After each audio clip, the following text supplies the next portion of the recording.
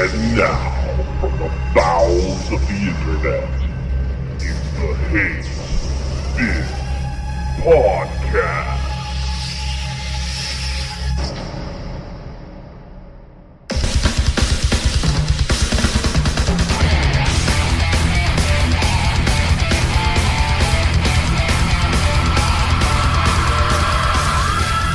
Hate-Bit Podcast Season 2, Episode 13! Welcome! I am Kaos. Joining me as always, the apocalyptic Alpha Omega Sin. Remember, if you want to offend anybody in an online first-person shooter, always tell them, go back and play Call of Duty. Makes them fucking cry. In light of his recent Twitter handle, the slutty Sainted Magnus. And if you want to be sophisticated, say you go back and play Battlefield 3. There we go. Let's get going. And the legend himself, the $300,000 man, Silent Rob. Well, my face is numb and I'm high on Vicodins. It's pretty much a typical day for me. God bless Obamacare. Welcome to sir. the show. We got a big day here. You know, we got a lot to talk about and not a lot of time to do it in. We got to talk about masonry. We're going to talk about bricks. And we're going to talk about some nukes. We're going to talk about Microsoft is actually like giving things, and it's not STDs, as we found out. All kinds of big things going on, so stay tuned, stay right here on the Hate-Bit Podcast. But you know, we get a lot of comments, a lot of questions in the Hate-Bit the mailbag there, and sometimes we find real good ones that really need to be a part of the show. So our discussion topic this week is IPs, intellectual properties, that is, this generation that we loved. And you know who's the guy that can really tell you? He knows the names, he knows the places, he knows the people, the guy that knows every single... See, no one knows who I'm going to throw it to right now. I love this shit. Alpha Omega Sin, you know more intellectual properties than God. So tell me, what are your favorites this generation? There's, you know, oddly enough, even though we have dug such a deep, never-ending fucking grave for this current generation because of the fucking problems that it's manifested, there's actually been a lot of good games and good franchises that have popped up. So one that I'm going to pop off right now because I enjoyed living shit out of it, and that's because I had a dream team working on it, and that just so happened to be Shadows of the Damned, which was on PS3 and Xbox 360. I mean, you got the dude that did the music in Silent Hill. You have Suda51, who has one of the most deranged fucking minds. And you have the fucking father of Resident Evil. All fucking going and making a game together. That's fucking awesome. Controls like Resident Evil 4, has humor a la, like, let's see, I guess Evil Dead would probably be the closest thing that I could associate it with. And it's gory as shit. It's fucking awesome, makes me happy, and yeah, that's one of the first things that I figure I'd toss into the wagon of awesome IPs. Nice. It's funny that Alpha asked me this question earlier, and the fact that I had a hard time even thinking of any should pretty much sum up this generation of games, I think. But I can think of a few. Like, one of my favorite games of this generation is definitely Nier. That game Nier was fucking amazing. Bayonetta is another one that's fucking totally awesome. Yes. Totally, and we're going to get a awesome. Second Bayonetta, which is very awesome. I'm sure Saint and Magnus has something to say about the second Bayonetta. I was just waiting. I was fucking waiting. He thinks it's a great idea. Didn't you see the video? Yep. He is excited for it. Yeah, about as excited as getting teeth pulled. That's all. I mean, Rob? another one I can think of is like Resistance, especially Resistance 3. So if I had to put up with the other two games in order to get that game, that was just fine with me. You know, Resistance kind of reminds me of Killzone in that respect, that it started off kind of just like garbage and then got better as it went along. Exactly. Totally agree. So at least they learned from their mistakes. And two games which I put in the top of my comic book video games of all time, which most people probably already know what the fuck they are. But that's Batman Arkham Asylum and Batman Arkham City. Hell yeah. The Arkham games. Hell yeah. Holy bejesus. There's, to begin with, if you're a Batman fan, this is like one of the most amazing games that you could ever play. Not saying something because Batman has a really good catalog of video games, but Arkham Asylum, I was like, they'll never be able to outdo themselves. And then comes along Arkham City and outshines even Arkham Asylum, and I was just like, holy hell, this is fucking amazing. The only thing that I will ever say bad about the game is the fact that it was Mark Hamill's last time being Joker, and that truly is a fucking crime. Yeah. Yeah. But he's been wanting to end that character for many, many years, though. But no doubt, with Mark Hamill being the way he is, he'll come back as fucking Joker sometime in the future. Some IPs that I've liked this generation, well, immensely, is the Borderlands series of games. They have been absolutely fantastic. Yeah, you can play them with your friends, and it's just a big, massive loot fest. And the endings, yeah, they've never been that great, but the core of the game, where it's just a dungeon crawler with guns, it's fantastic. It's always going to be special to, one of those games that's been notable this generation. And another one, even though we've had a game release for it for the past 3 or 4 years now, that is Assassin's Creed. Assassin's Creed's been a really good franchise to have this generation. Any others? Yeah, the third one, everybody's been fucking hopping on its dick like real hard since it came out. Mm-hmm. I've been playing through the Assassin's Creed 1 this past week or two, and I've actually had fun with that more than I've had with any other IP this year. Yeah, there you go again with all your faggy action games. Oh, shut up. All right. You guys missed a big one. The one that's been sticking out. The Ace Attorney series. Well, we're waiting for you. It was late out for you. There's one reason why I did not mention Ace Attorney, and I only say this because it started out on the DS, which technically was around like the PS2 generation. But technically it's no, you're wrong. I'm just saying. That's the only reason why because legitimately I would say that and the fucking Trauma Center games, because those were the reasons why I thought a DS was like big shit to have. Because I was like, the DS was treated as a counterpart to the Wii being part of the most previous generation, so I think that counts. See, handhelds, now we're going to have a separate discussion, get way the fuck off topic, but handhelds are kind of hard to tie down. So I will agree with you sort of, but that's why I'm saying it's kind of there was some N64 mud and fog and I couldn't see very well. So it was kind of a blurry thing. Understandable. I thought it was the Reggie Fils-Aimé Wii Fit board glasses. Well, there was that too. Did you hear he was on Jimmy Fallon and his body was ready?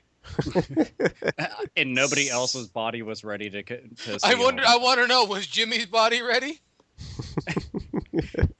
I don't think the studio was fucking ready for Reggie. Dude, there's this funny ass meme picture of him, and it just like shows him like behind something, and he has like this glazed over fucking like pedo stare, and it like keeps just zooming in closer and closer, and he's like at the very end, he's like, my body's ready, and I fucking died seeing that shit. It's horrifying and funny at the same time. It's just a weird combination to be scared. Actually, and I think laugh. it looks more like he's going to eat you.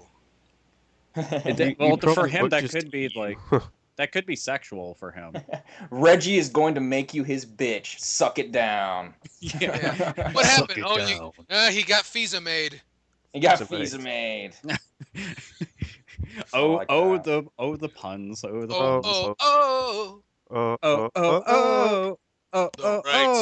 The right stuff. Can we stop singing that and keep getting on to current generation games, please?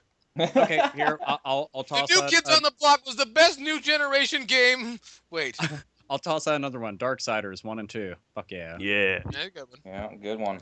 Darksiders is just sexually appealing on a number of different levels, but I don't want to actually like detract too far from fucking what Yale Chaos was talking about, because the Ace Attorney series is actually like, as much as I've absolutely skull fucked Capcom into oblivion and to no return, one thing that they've done right is the Ace Attorney series. I will give them that. Do you know how it hurts me to defend Capcom?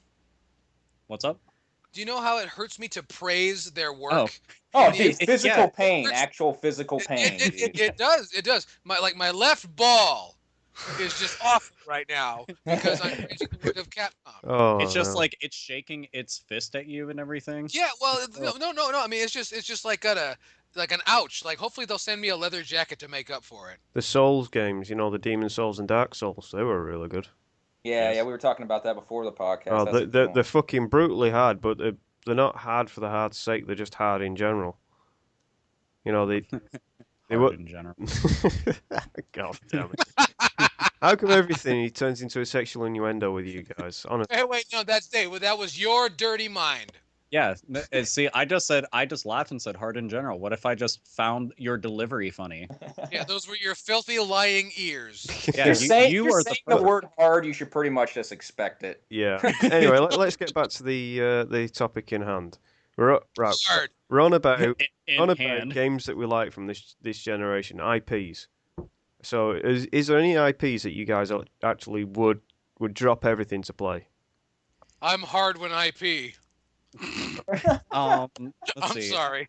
You had to. Trying to have Okay, a topical discussion, and it's taking fat. One game that I would drop everything to play because I actually did drop everything to play it, and I did nothing but play this game every single minute that I could, and that was Lost Odyssey on a 360.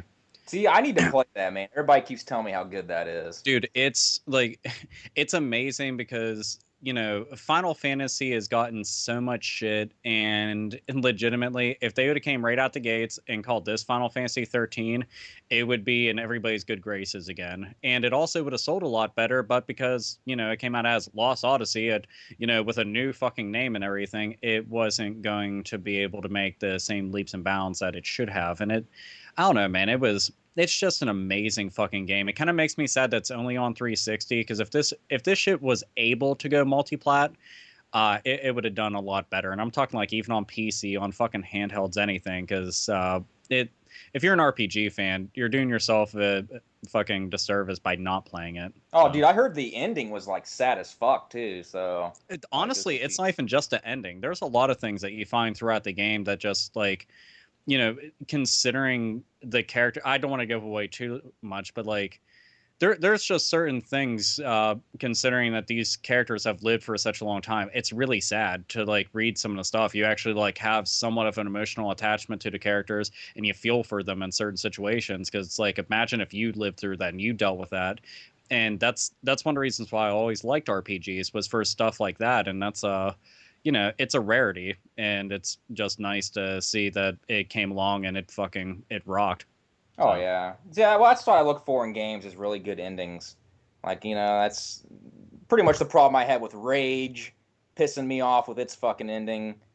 I did just recently beat Red Dead Redemption for the first time, and its ending totally melted my fucking face off. So I was like, yeah, that's totally. I mean, I could say Red Dead Redemption as an IP. I mean, fuck Red Dead Revolver. We're not going to count that game, man. Red Dead Redemption. Well, the Red Dead games, the Red Dead games were really good anyway. I like the first one anyway. So even the first one has a charm, I'd say. As a charm, I guess you could say, but you're always like, game. oh, you remember that guy from the first game, and you're like, hang on a minute, he's not. He looks similar, but he isn't. Yeah, well, when you played Red Dead Revolver, you're just wishing it was Red Dead Redemption, in your mind. So here's one thing, because I wasn't even really thinking about this at first, and I was just like, damn. I had said in one podcast that, like, out of all the main Mario games, Mario Sunshine really wasn't all that high on my list, so I actually found it kind of disappointing. I did too. Well, they followed up this gen with the Mario Galaxy games, which are some of my favorite of the entire Mario series. They're really fucking awesome games. There's they didn't go and basically litter it with a bunch of gimmicky waggle controls or anything like that. It's a straight up fucking Mario game. Exactly, and it doesn't depend entirely on nostalgia for it to be a good game too. Oh yeah. So it's clever. That's the one thing that I like about it. And graphically, it's one of the nicest looking games that came out this generation. And even if somebody's like, oh, the Wii's underpowered, blah, blah, blah. Okay, yeah, no fucking shit. This isn't a fucking news report anymore. But if you look at Mario Galaxy, it easily could have cropped up on the PS3 or on the Xbox 360 or even on PC. It's a very, very nice looking game. You know, I totally agree, dude.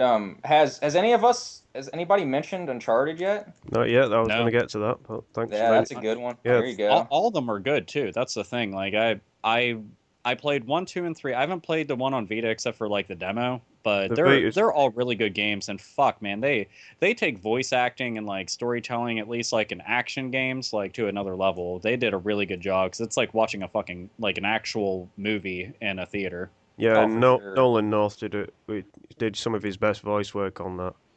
But Oh, it's funny that absolutely. you hear his fucking ass in like everything now. Oh no, Yeah. he's even in Assassin's Creed. Yeah. You know, he's Desmond, poor bastard. Yeah. Why did he have to do Desmond's voice?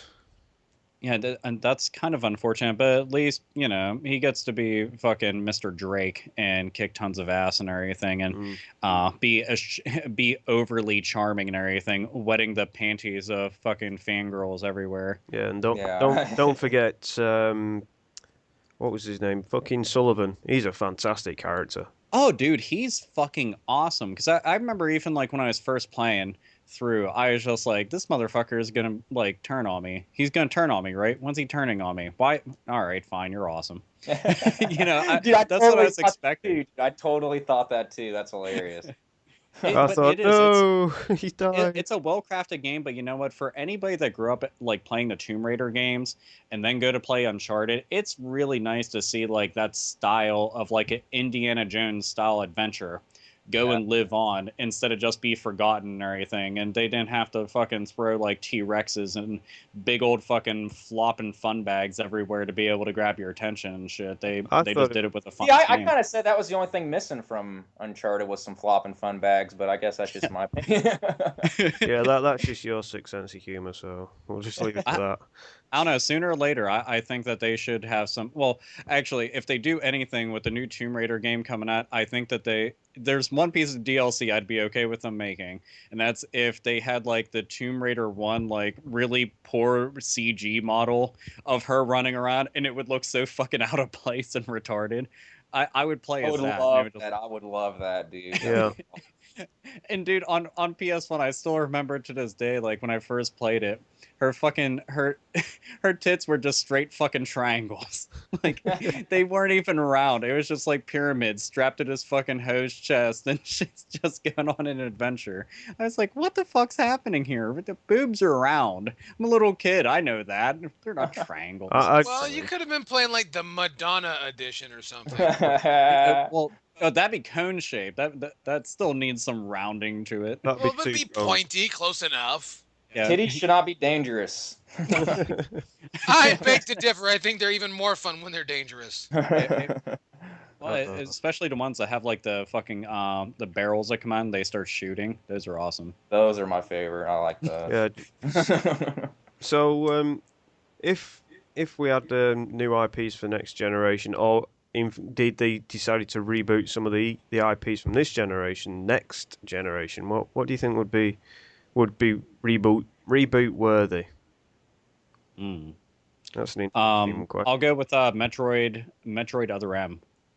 Yeah, let's just go ahead and do a do-over on that one. Yeah, because honestly, it should have been amazing. It should have that's been. the thing. Dude, totally agree, man. Like it made when they announced it, I shit bricks. Like there was so many bricks just of caked shit all throughout my house, and everybody hated me. But I was just like, this is amazing, and we got fucking Team Ninja taking on a fucking adventure with Samus, and I just imagine like that psychotic gameplay coupled with like really awesome sci-fi settings and Samus just owning fucking face, being the bounty hunter of the fucking future and just being awesome. And yeah, so what we got instead was a frail little fucking bitch taking orders from a bunch of fucking hacks who had no business being there, gameplay that was fucking horrible. The only thing good about the game somewhat was the fucking graphics, and that's it. That was It's like, it. yeah, you can use this gun now. Why? Because I said so. It's like, what the fuck? The game was Why couldn't I use it balls, earlier? man. It sucked balls big time. If I had to choose a reboot, and it's another Wii title, or titles, and that's the No More Heroes series, because that is just such a good fucking series. I'd love to see that in HD, and I'm not talking the remake that they did for the PS3. I'm talking a whole new adventure in HD. Well, I hope they make another Vanquish. Yeah, I like Vanquish a lot. Vanquish is. I feel bad for that game because it took like a Gears of War style approach and did it much better. It did. It totally did. And nobody gave a fuck about the game, and it still fucking blows my mind. People like talk a bunch of shit on Sega, and Sega actually like published this game. No one gave a fuck. All because they're like, yo, I'm just gonna stick with all the franchises that I know, and all those really good games. Yeah, I'm not that interested because I'm too busy, balls deep in this one right here. That's honestly kind of shitty. Exactly, dude. Exactly. Chaos, you've Mr. been Chaos. quiet. Well, Yeah, I was just sitting here thinking, I'm like, what's one that really would work out next generation? You guys are gonna laugh at me. It is another Wii title, Sega's Mad World. That's a good one. That's Yeah. good. No, we won't. Yeah, that's a You've been good one. spared ridicule.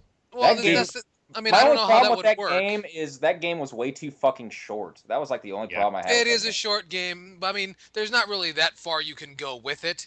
True. So I think that would probably be like the first AAA budget title, if you get what I mean. It's just a huge. It should be given a lot of due with when they make another one. They should write that down right now. They should make a Mad World 2.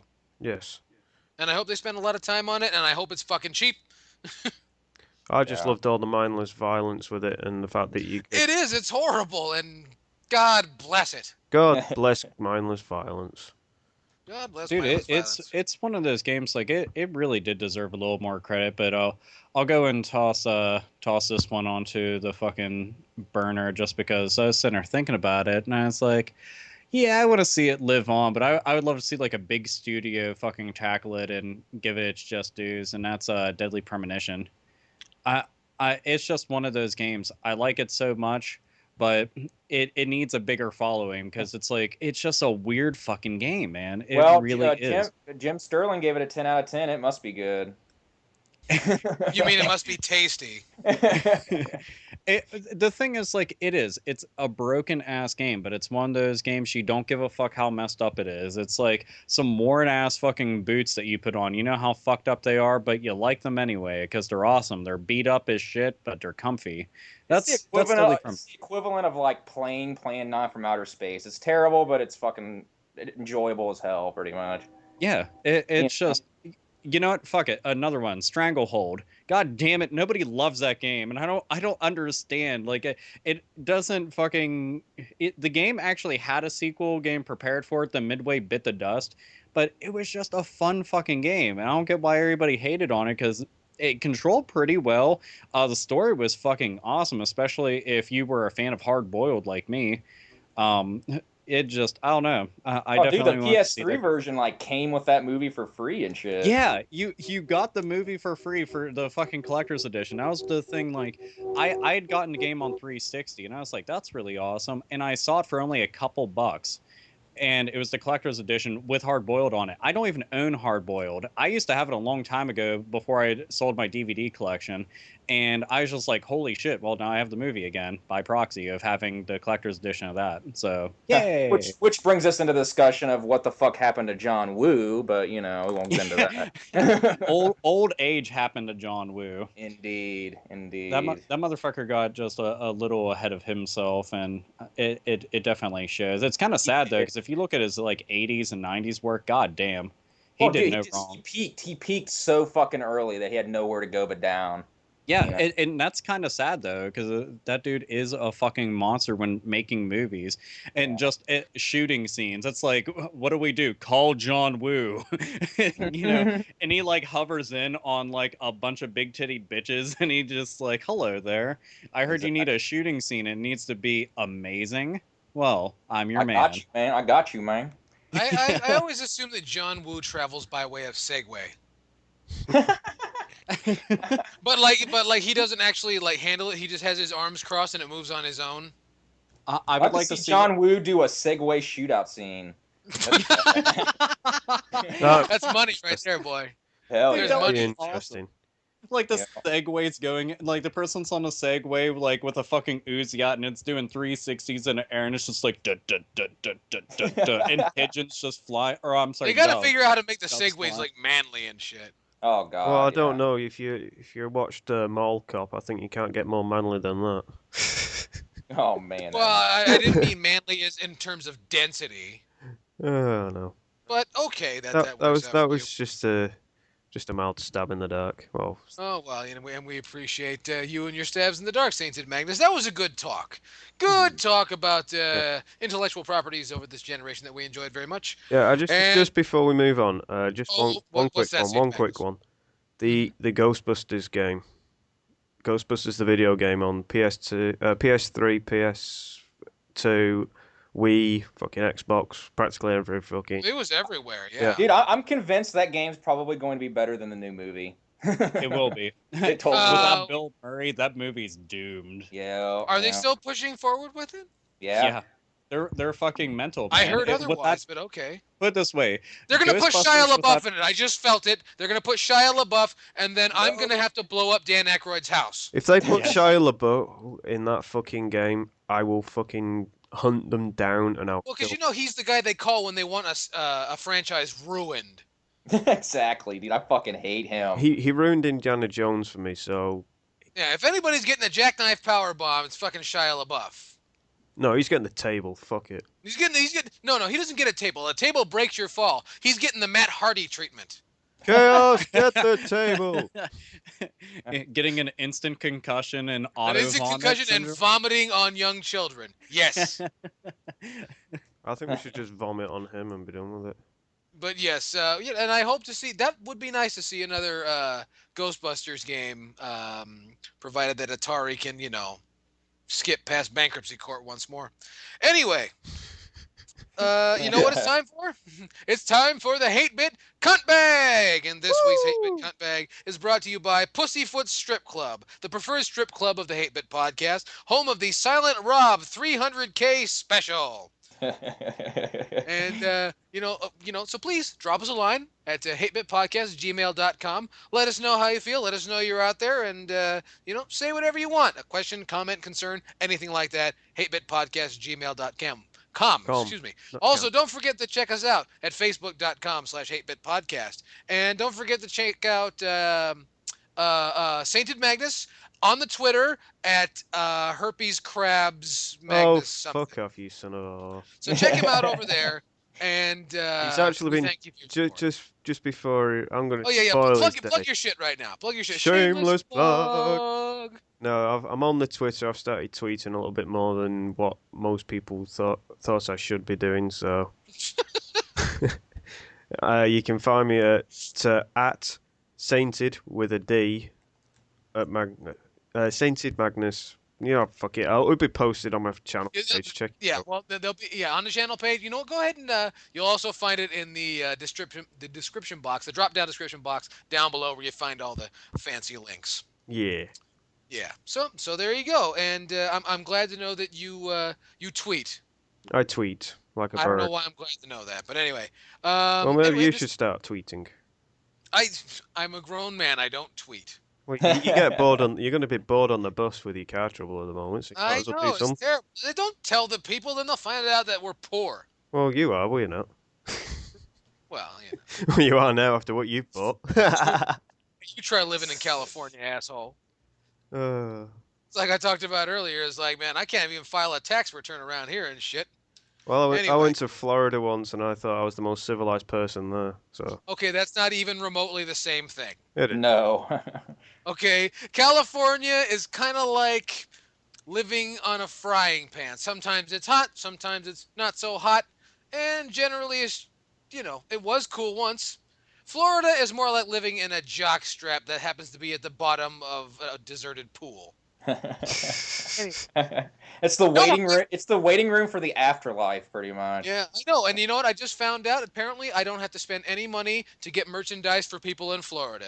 They've already made their decision, and we thank them for that. Anyway, in the Hate-Bit Cunt bag, we've got some mail, but this time we're going to pull a piece of mail out of our YouTube inbox, and this one comes from YouTube user Mike Vane1, and Mike says, here's a question for you guys, not sure if you've done this before, but if not, now, mind you, I'm pretty sure we have answered this question before, but I think we should talk about it for just a minute to familiarize all the new subscribers right here on the Hate-Bit podcast who haven't taken time to go back and listen to season 1 because it's, I don't know, like 39,000 hours long.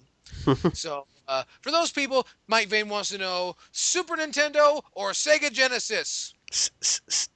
Man, I'm gonna have to go with I'm gonna have to go with Super Nintendo, but like just by a hair. I mean, By a hair? By a hair, man. Well, I mean, we're talking. I mean, Super Nintendo had the RPGs. Super Nintendo had the big end franchises and stuff. But Sega Genesis, man, Sega Genesis has blast processing. So what can you say to that? You know what I mean? It's bringing the blast. It's bringing the blast. But I mean, seriously, Sega Genesis has the best shooters. The games just seemed to run better on the Sega Genesis. You had the best version of Mortal Kombat 2 on it. You know, like nobody wanted to fucking play Mortal Kombat on the fucking Super Nintendo when it first came out, especially the first one. You know what I mean? Like, oh yeah, Mortal Kombat without blood. Like, what the fuck? That's like a porno without the tits. Like, you know, what the No, fuck? that's called gay porn. Exactly. Why would you want to watch that? You know, I understand there are people. I guess, but yeah, I mean, yeah, I'd have to go Super Nintendo, mainly for Chrono Trigger. That's Excellent basically, choice. Excellent yeah. choice. Saint Magnus, we know you go for the Sega Genesis, but why? State your case for why the Sega Genesis is just the one for you. They had some fantastic platformers on there. You know, action did? platformers, for example. They did? You know, like Prince of Persia, Flashback, Another World. You know, it had Sonic games as well. I love me Sonic games, so Sonic 1, Sonic 2, Sonic 3, Sonic and Knuckles. Pinball games. What was that one that they had on the Mega Drive that Alpha used? Devil's Crush. That's the one. Yeah. We had Sonic Spinball, which is, yeah, it's another pinball game with a Sonic license, but they did well with the Sonic license, and it was actually quite fun. It was. Obviously, then there's the onslaught of stupid fucking mascots. One of them being Bubsy the Bobcat. Vectorman, he was another mascot that Sega could have done a hell of a lot with, but they never did. You know, so as far as I'm concerned, the Sega Mega Drive was what I grew up with, and I'm just going to stick with what I know. So the Super Nintendo I have played over the years, and I do enjoy it, but Sega Mega Drive. Oh yeah. I mean, the Super Nintendo could not do like a side-scrolling shooter to save its life. I mean, look at Gradius 3. As much as I love that game, you're basically playing the whole damn thing in slow motion. Wait. Hold on. I would like to call back the Plan 9 from Outer Space reference. Yeah, yeah. I think that's what makes that game so great. I agree, dude. I agree. Like, Gradius 3 like the is slowdown actually helps you. The slowdown shows you, I mean... And it's better than the arcade version of Gradius 3. The arcade version... I mean, if you're looking for a steady frame rate, jump off, go take a walk, man. However, it did have its own charm to it. But that's the thing, the Sega Mega Drive was spoiled for fucking shooters. They had Hellfire, they had Musha, they had Xenon 2, which was an Amiga port, which I've just recently discovered. They also had the beat-em-ups, the fucking side-scrolling beat-em-ups. Yeah, you had Final Fight on the Super Nintendo, and you got 2 characters, and it was half the game. At least with Streets of Rage, you got fucking full beat-em-up. You had Golden Axe, which was a good franchise, but then it just kind of went skew-if after the second game. So it had the better version of Earthworm Jim too. Oh yeah, it did. I've got both Earthworm Jims on Mega Drive, and it's fantastic. It's got a better version of the Beavis and Butthead game. Oh damn right, dude. That was so weird to me how like those were different games. Like when I was a kid. Very different. Very different. Don't forget the Ren and Stimpy games. Yeah, that's a good one too. It had a good supply of Nickelodeon games, I must admit, and the licensed games on this. Very much so. The licensed games. People bitch about the sound chip in the Sega Genesis, but I actually quite like it. I like the deep bass sound to it, and it's so weird. It's one of those things. It's kind of like a grassroots effort. Like they had no idea what they were doing, but they did it anyway, and it was awesome. Totally, and totally. Oh, that's all correct. Just one of those things, And he had the superior versions of Street Fighter on there as well. On the Sega Genesis? Yeah. Well, I disagree. Well, do you want to know why? Well, The gamepad. yeah, The gamepad that's was what a I mean. hell of a lot better in some. If you had the 6-button, it's the hell of a lot better than playing. True, but With- that don't forget that came after the Super Nintendo had been released here in the States. True. Well, it came roughly around the same And time. for us, at least all the kids in my neighborhood, by the time that fucking controller came out, we had already figured out the shoulder button, special attacks. We'd already figured it out. This only confused things. It might have been different in Britain, but from a North American state of mind, Yeah, but don't forget, this is the differences between our regions. Is the fact that Sega was dominant over here, over Nintendo. Yeah, my first experience of Street Fighter was on. well, ever since Super World War Nintendo. II, no one's ever really forgiven Japan. Oh, no. Well, I mean, plus like Nintendo stuff was more expensive over there, wasn't it? I know the NES was expensive as fuck over there in the UK, wasn't It it? was for a time, yeah. Yeah. Best person to ask about that would be Larry Bundy, because he know a lot more about it than I would. Well, he's the one that Well- told me. So. Yeah, exactly. Well, also, Yeah. you look at Super Nintendo peripherals and game packs and so on. Almost everything is made in Japan. Yeah, Yeah. Whereas if you look at the back of Sega Genesis Mega Drive, they're made everywhere. I think I've got Mhm. games made in Malaysia. They're made in Hong Kong, made in Malaysia, made in the States, made in Canada, made in Mexico. Who would entrust the Mexicans to make anything? I It don't was know. like the 3DO of 16-bit The consoles. Mexicans make Fords and Chevys. Haven't you learned your lesson yet? Yeah, but they were still making games on the Mega Drive up until at least in the UK, As until far about as I know, in 97. South America, the Mega Drive is still supported. Yeah, Yeah, I yeah. was going to say. That should fucking say something right there, goddammit. Yeah, that look they're at Russia. very poor in Brazil. Look at Russia; they're still getting Mega Drive games. Yeah, but most of it involve, polygonal tits. Yeah, Well, and let's be honest here too. The Sega Genesis is a lot better to collect for because it's a lot easier to fucking find complete actual copies of games too. I'm convinced that's what severely hurt Sega, was giving you that case. That must have cost a fortune. You would think so. I mean, the Nintendo definitely went the cheap route with that shit. Well, and I that's mean- how they managed to keep things, of a reasonable cost. If you look at analysis like that, and quit badmouthing the 3DO. I just caught. Wait, just on the 3DO. Knock that shit off. Dude, I don't mind the 3DO at all. Actually, the 3DO and the Sega CD are misunderstood. Oh, Very absolutely. misunderstood. They're a great system. We can talk about that some other time. Alpha Omega Sin, the Sega Genesis or the Super Nintendo. SNES. I don't even have to think about it. It's not knocking the Genesis because Sega was doing what Nintendo didn't. Genesis at the does time. what Nintendo don't. Sorry, I had to put that in there. Legitimately, man. I love both systems to death, and I have a ton of great memories with them growing up because I was fortunate enough to have both. Brother had Genesis, I had Super Nintendo. But, in the long run, Super Nintendo just had the better catalog, at least for me. Silent Rob actually had started hitting on the head because he had mentioned RPGs. Well, Super Nintendo had that shit in spades. You have Secret of Mana, you have Final Fantasy 2, you have Final Fantasy 3, you have Chrono Trigger, you have Earthbound, you have Breath of Fire 2. It's you really can't fuck with a library like that. When it comes storming in, it's like, oh well, I'll just spread my cheeks apart and kind of accept my defeat right now. Bite the Well. pillow and go with it. But that's not even concerning the fact that Super Nintendo had shit like Super Mario RPG, which I forgot about for some reason when I was mentioning RPGs, which is criminal. But they had Super Mario All Stars, they had Star Fox, they had Super Metroid. They had the better version of Zombies Ate My Neighbors, which is one of my favorite 16-bit games of all time. Yeah. They had Mario Kart. It was amazing. Like their first party, they also had all the Capcom games, like the Mega Man X games. Capcom really didn't show Sega any love, unfortunately, on the 16-bit side of things, which is unfortunate. But they did for Nintendo because they had all that. They had Street Fighter. They had Sega had it too, but I'm trying to think of what else. Final Fight. But yeah, If the Super Nintendo only had 2 games, Rise of the Robots and Chrono Trigger, it would still win because it has fucking Chrono Trigger. Chrono Trigger is just one of those games. It's just like, nowadays Chrono Trigger is on everything. Chrono Trigger is on calculators. I'm pretty sure that those LCD fucking the refrigerators that they have with like the LCD touchscreens on them. I'm pretty sure Chrono Trigger's on that. So, like, if you need to go and get yourself some shaved ice and play some Chrono Trigger, you can do that too. So Dude, yeah. you might be onto something there, man. That's fucking brilliant idea. Yeah. My friend.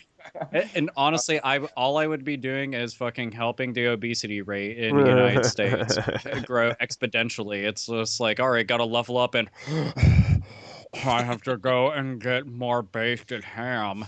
So these things happen, you know, because of mad scientists like myself having a terrible idea that they cash in on and then become drug addicts and then die at a young age. Yeah. Well, Good. Well, since you're on the topic of RPGs, Sega had Fantasy Star, you know, the Fantasy Star games. They had Sword of Vermilion, which was another decent RPG. So. They Please had, don't say, please they had don't say Shining- Landstalker. Every No, Sega no, fan no, wants to throw no, out no, Landstalker. no. That's not even a game. Sorry, it's just not.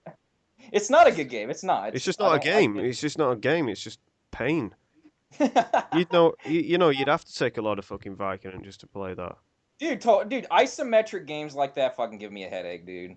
Like, Isometric games are a headache. That's It funny, is. Rob. I always assume you just wake up with a headache. That's why you look that way. You hit the nail on the head right there. You just dude. look like everyone's pissing you off all the time. It's like, you know what, dude? I'm gonna kill your children. Oh, dude, I'm pissed as fuck right now. And he's on Vicodin. And I'm on Vicodin, you know. Yeah. So fuck.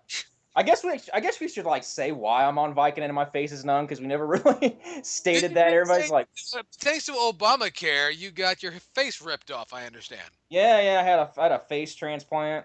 Face transplant? Are you Nicolas Cage? I am now. I am No, it's now. John Travolta. He's John Travolta. Quit seeing those shitty Ghost Rider movies.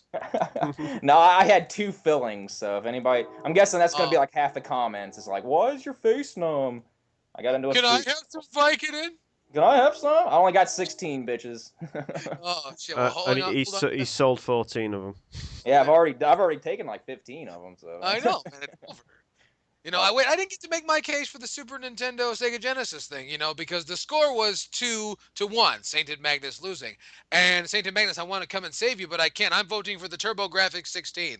However, Hang on. one He said one between asked- Sega and I Super know, Nintendo. I'm not getting there, goddammit. No one asked. So I'm going to have to make my case for the Super Nintendo, and I'll do it real quick like this. Star Fox F-Zero, Legend of the Mystical Ninja. We can move on now. Oh. cool. See? Yeah. And anybody badmouths Legend of the Mystical Ninja, I will slap you in the mouth with my penis. I'd rather play Ninja Gaiden. Oh. Well, there's that too. Anyway, we got another piece of mail coming to us. Oh, on Facebook, and it's from Facebook user Gary Noland. Sorry, Gary, didn't mean to use your whole name, but please send hate mail to Gary Noland. He asks, what are guys' favorite TV shows at this point in time? I think he means shows that are in their first run and are on the air today. I'm I don't expecting really- somebody to say The Walking Dead. I refuse to say that because it's too obvious. I don't watch TV, so I don't really know what's on. That's where I'm at, dude. I do not watch TV. From what I can tell, the History Channel, who I thought was once the Hitler Network, are now apparently a Pawn Stars marathon. I know that because so Pawn Stars I'm familiar with. Dude, Pawn Stars is so fucking set up and bullshit though. Like that Well, whole they show. all are. You're leaving out the television part. Yeah, that's a good point. I mean, you think that Cops was, 100%, That's 100% real, man. What are you talking about? I was on that show. especially the revelation when they had to tell the guy that the hooker he got caught with was a man. Oh shit.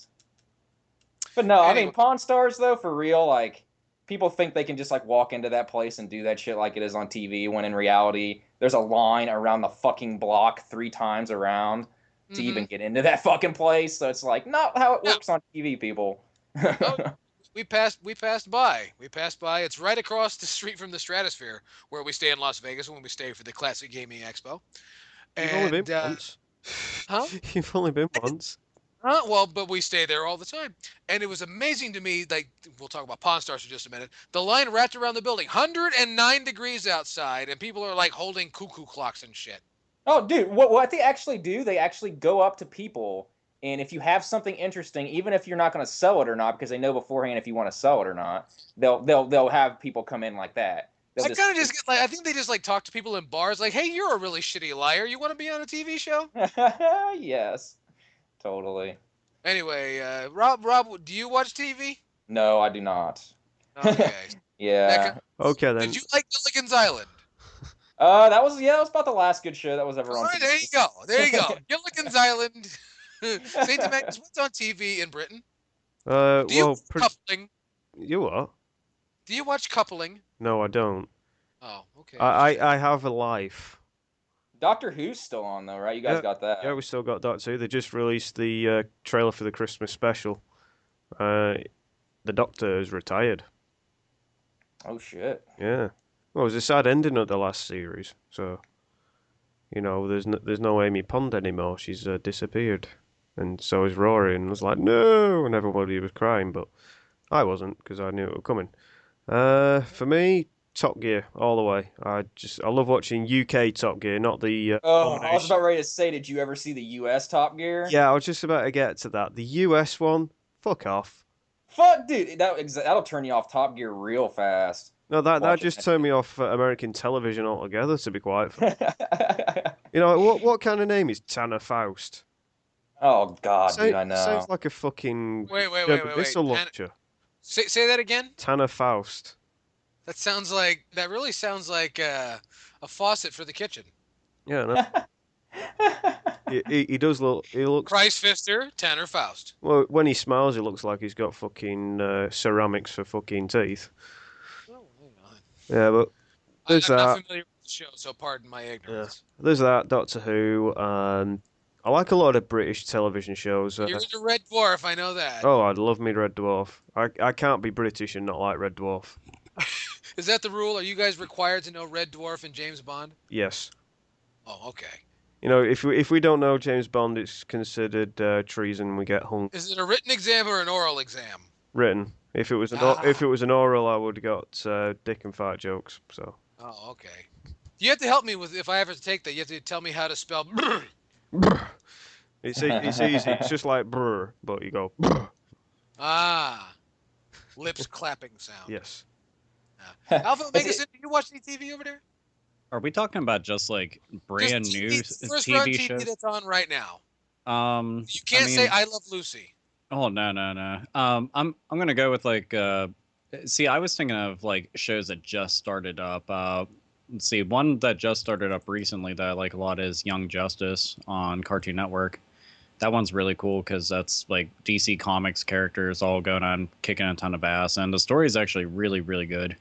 Then there's the one comedy, Two Broke Girls, with my future wife.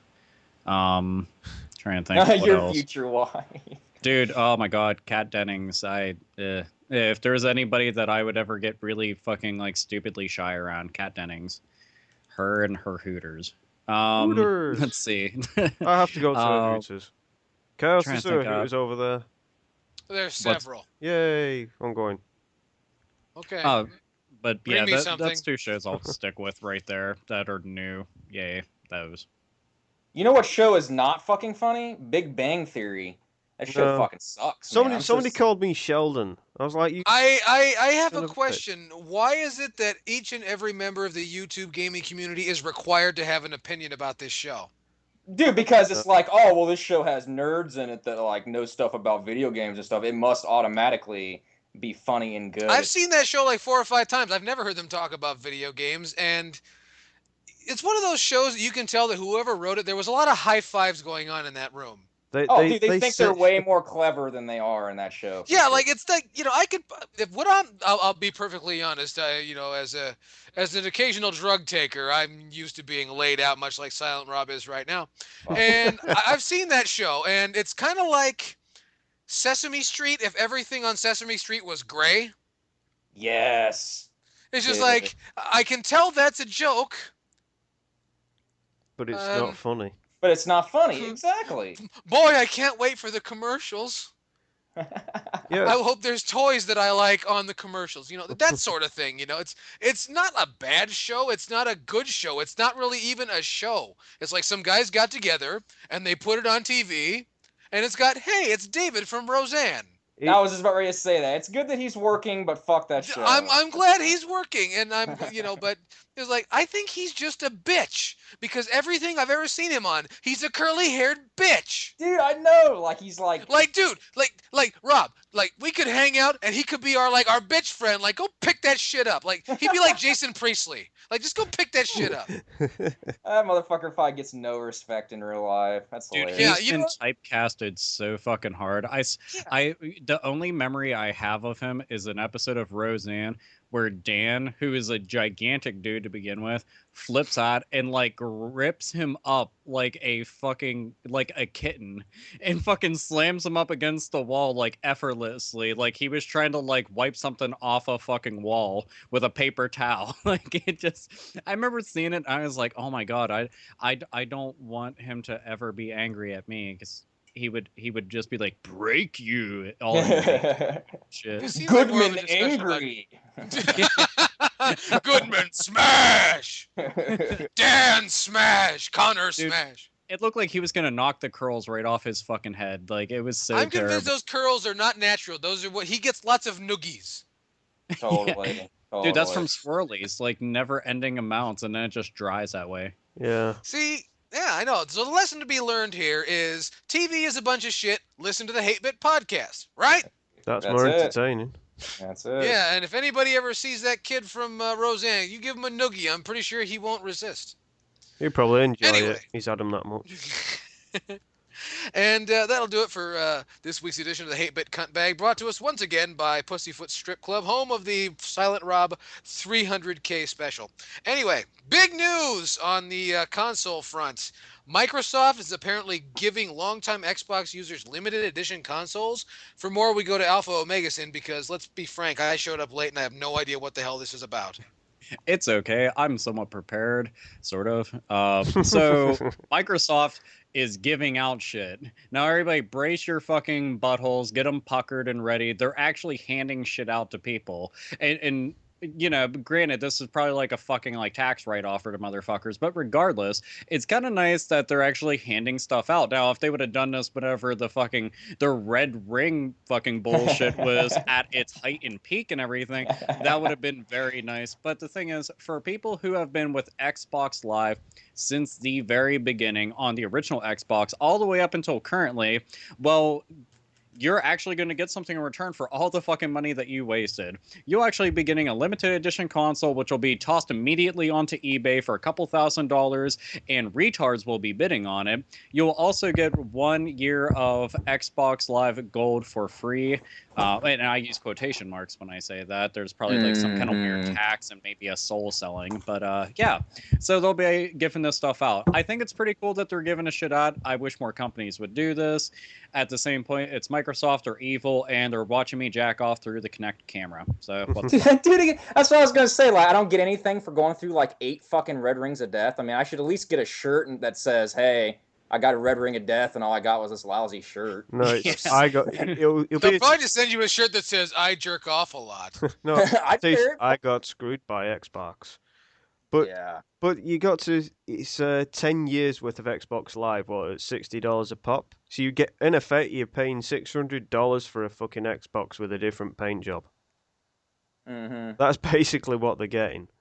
$600 Xbox. Or maybe they're just.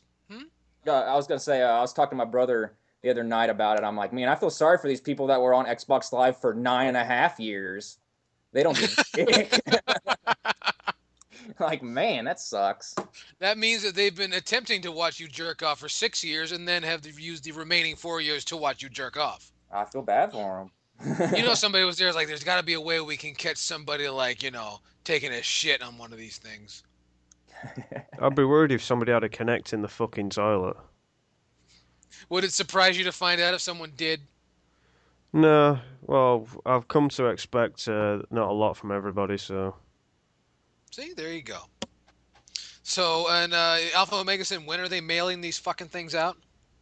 Right now, people have Right already now? gotten people have already gotten their hands on them. But the thing is, like, they'll either be contacting you like through fucking snail mail, through the postal service, assuming you don't get shot by one of the fucking mail carriers who just loses their fucking shit. You'll either get an email or you'll get a phone call. Regardless, if Microsoft is hitting you up, answer, because you'll get a free console out of it and could make a couple bucks off of it, assuming you already got a fully functioning console or just want to keep it for collector's value. What the fuck ever, doesn't matter. But legitimately, they're just contacting people at random. They haven't actually said, if you missed a month or two, are you still able to fucking get one or not? They're just like, nope, we're just hitting up people, free systems. Also, if you work at IGN.com, you're able to go and get one for free too, because they're a bunch of fucking cunts. So good for them. Oh, that's nice. There's got to be like a loaded message behind this. Like, hi, we're Microsoft. You know that fucking machine that we've slowly stopped giving a shit about a few years ago? Yeah, you can have one. Yeah. Do you want one? Has a paint job. Want it? You like it? Hey, check it out. It comes with a sticker. Anyway, well, that's good to know that Microsoft, they're fucking evil. I mean, I'm sure Oprah gives away stuff every now and again, and we all know what she did. Anyway, 8 children. next on the news front, apparently somebody else is gonna have to take this away from me because I don't even know what this means. Black Ops 2 contains Mass Effect info. Nuketown removed. What's the story? Yeah, Alpha, go ahead and take it away, dude. Okay, might as well. Currently, I'm 2 in a in the middle row! of eating a taco, so everybody can deal with my chewing. But so here's what's going on. People that got a hold of Black Ops 2 basically were in the midst of installing it on their PC, and when it asked for the second disc, you're like, cool, here you go, shove it into the slot, ha ha ha, and then all of a sudden it pops up on screen and it's like Mass Effect 2 question mark and shit, and it's like, but that's that's not, no, you can't, no. Keep in mind, Mass Effect is not an Activision property. It's also not a Call of Duty game, and it's not even the same genre. This is like if I popped in Call of Duty and it was like, did you mean Super Mario Galaxy 2? And it's like, nah, motherfucker, I'm pretty sure I meant Call of Duty. And it's just fucking mind-boggling to think that a completely different company's information, like the actual game data, is installed on Call of Duty Black Ops 2. And the ironic part about this, of all people, EA actually came forward and was like, well, sorry that you're being hit up for our game, but for all the people that contact us immediately within a certain amount of time, we'll actually give you a fucking voucher to get it digitally for free. Because obviously there's some kind of fucking like mysterious workings that the gods and the fucking stars aligned and everything is coming into fucking place means that you should be playing Mass Effect 2 and not Black Ops 2. So. I was gonna say, people shouldn't be upset about this. Mass Effect 2 is probably a better game than Black Ops 2 anyway, so fuck that. Be happy about It's it. probably more original than fucking Black Ops. Guarantee it. Or Blops 2, as I've been posting it online. I'm like, Blops 2? It's a fucking military shooting game. Why are people calling it Blops? If anything, it should be calling it Plops. I already played that game. I'd much rather play Mass Effect 2 because I won't have a bunch of fucking sniffling 13-year-olds screaming into fucking mics every time that they get killed one too many times. You mean once? Once they get killed? Yeah, I was gonna say, they get killed once, they're fucking flipping their fucking shit. And the only time that it's ever worthwhile to hear something like that is whenever you hear, like, the dad come in, telling them to shut the fuck up, he pays for the internet, he paid for the game and the console, and whooping their ass senseless. Then it's worth it. Other than that, no, I'd rather just play a decent game. Yeah, I was gonna say, that's worth $60 right there. Wait, has that actually happened? Oh, Yeah, dude, I've heard that happen before. Dude, You ever someone get beat while they're stuck in multiplayer? Oh, fuck yeah. There's videos Oh on. God, I love this country. Where Here, the for fuck did you learn that kind of language, boy? Smack. on Call of Duty. From you, Dad. When you were drunk last night. Yeah, Why if are you you get making bored, me look like an asshole in front of the internets?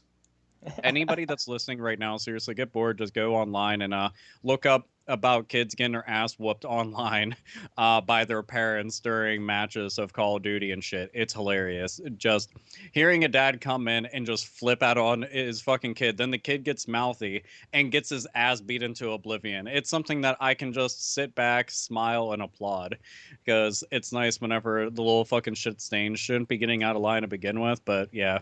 And they're on Call of Duty. It's a mature rated game. What the fuck are you doing online, kid? Exactly. I don't know. I'd consider that pretty mature content. Yeah. Oh, Yeah, honestly, I wish that was like a mini mission. They got the zombies mode and everything. Now I want like the parent beating a kid's ass simulator. That would be fucking Yeah, awesome. I know. No, that should be part of it. You know, how it says mature rating and like, language, but they'll actually say domestic violence. Call of Duty promotes domestic violence. And we're all in favor of it because I'm in favor of people beating their kids because frankly, kids are terrible. They And get you away know, with to be fucking honest, murder in this day and age. so Sainted, what was this about Nuketown getting getting the axe? Yeah, what Activision have done, they've decided that they were going to give people that bought Black Ops 2, on the release day, get Nuketown 2025, which Nuketown was a fantastic map on Black Ops 1, which everybody loved. What they've done, they've decided to pull it off their servers and not actually list it in the online games, which is pretty funny.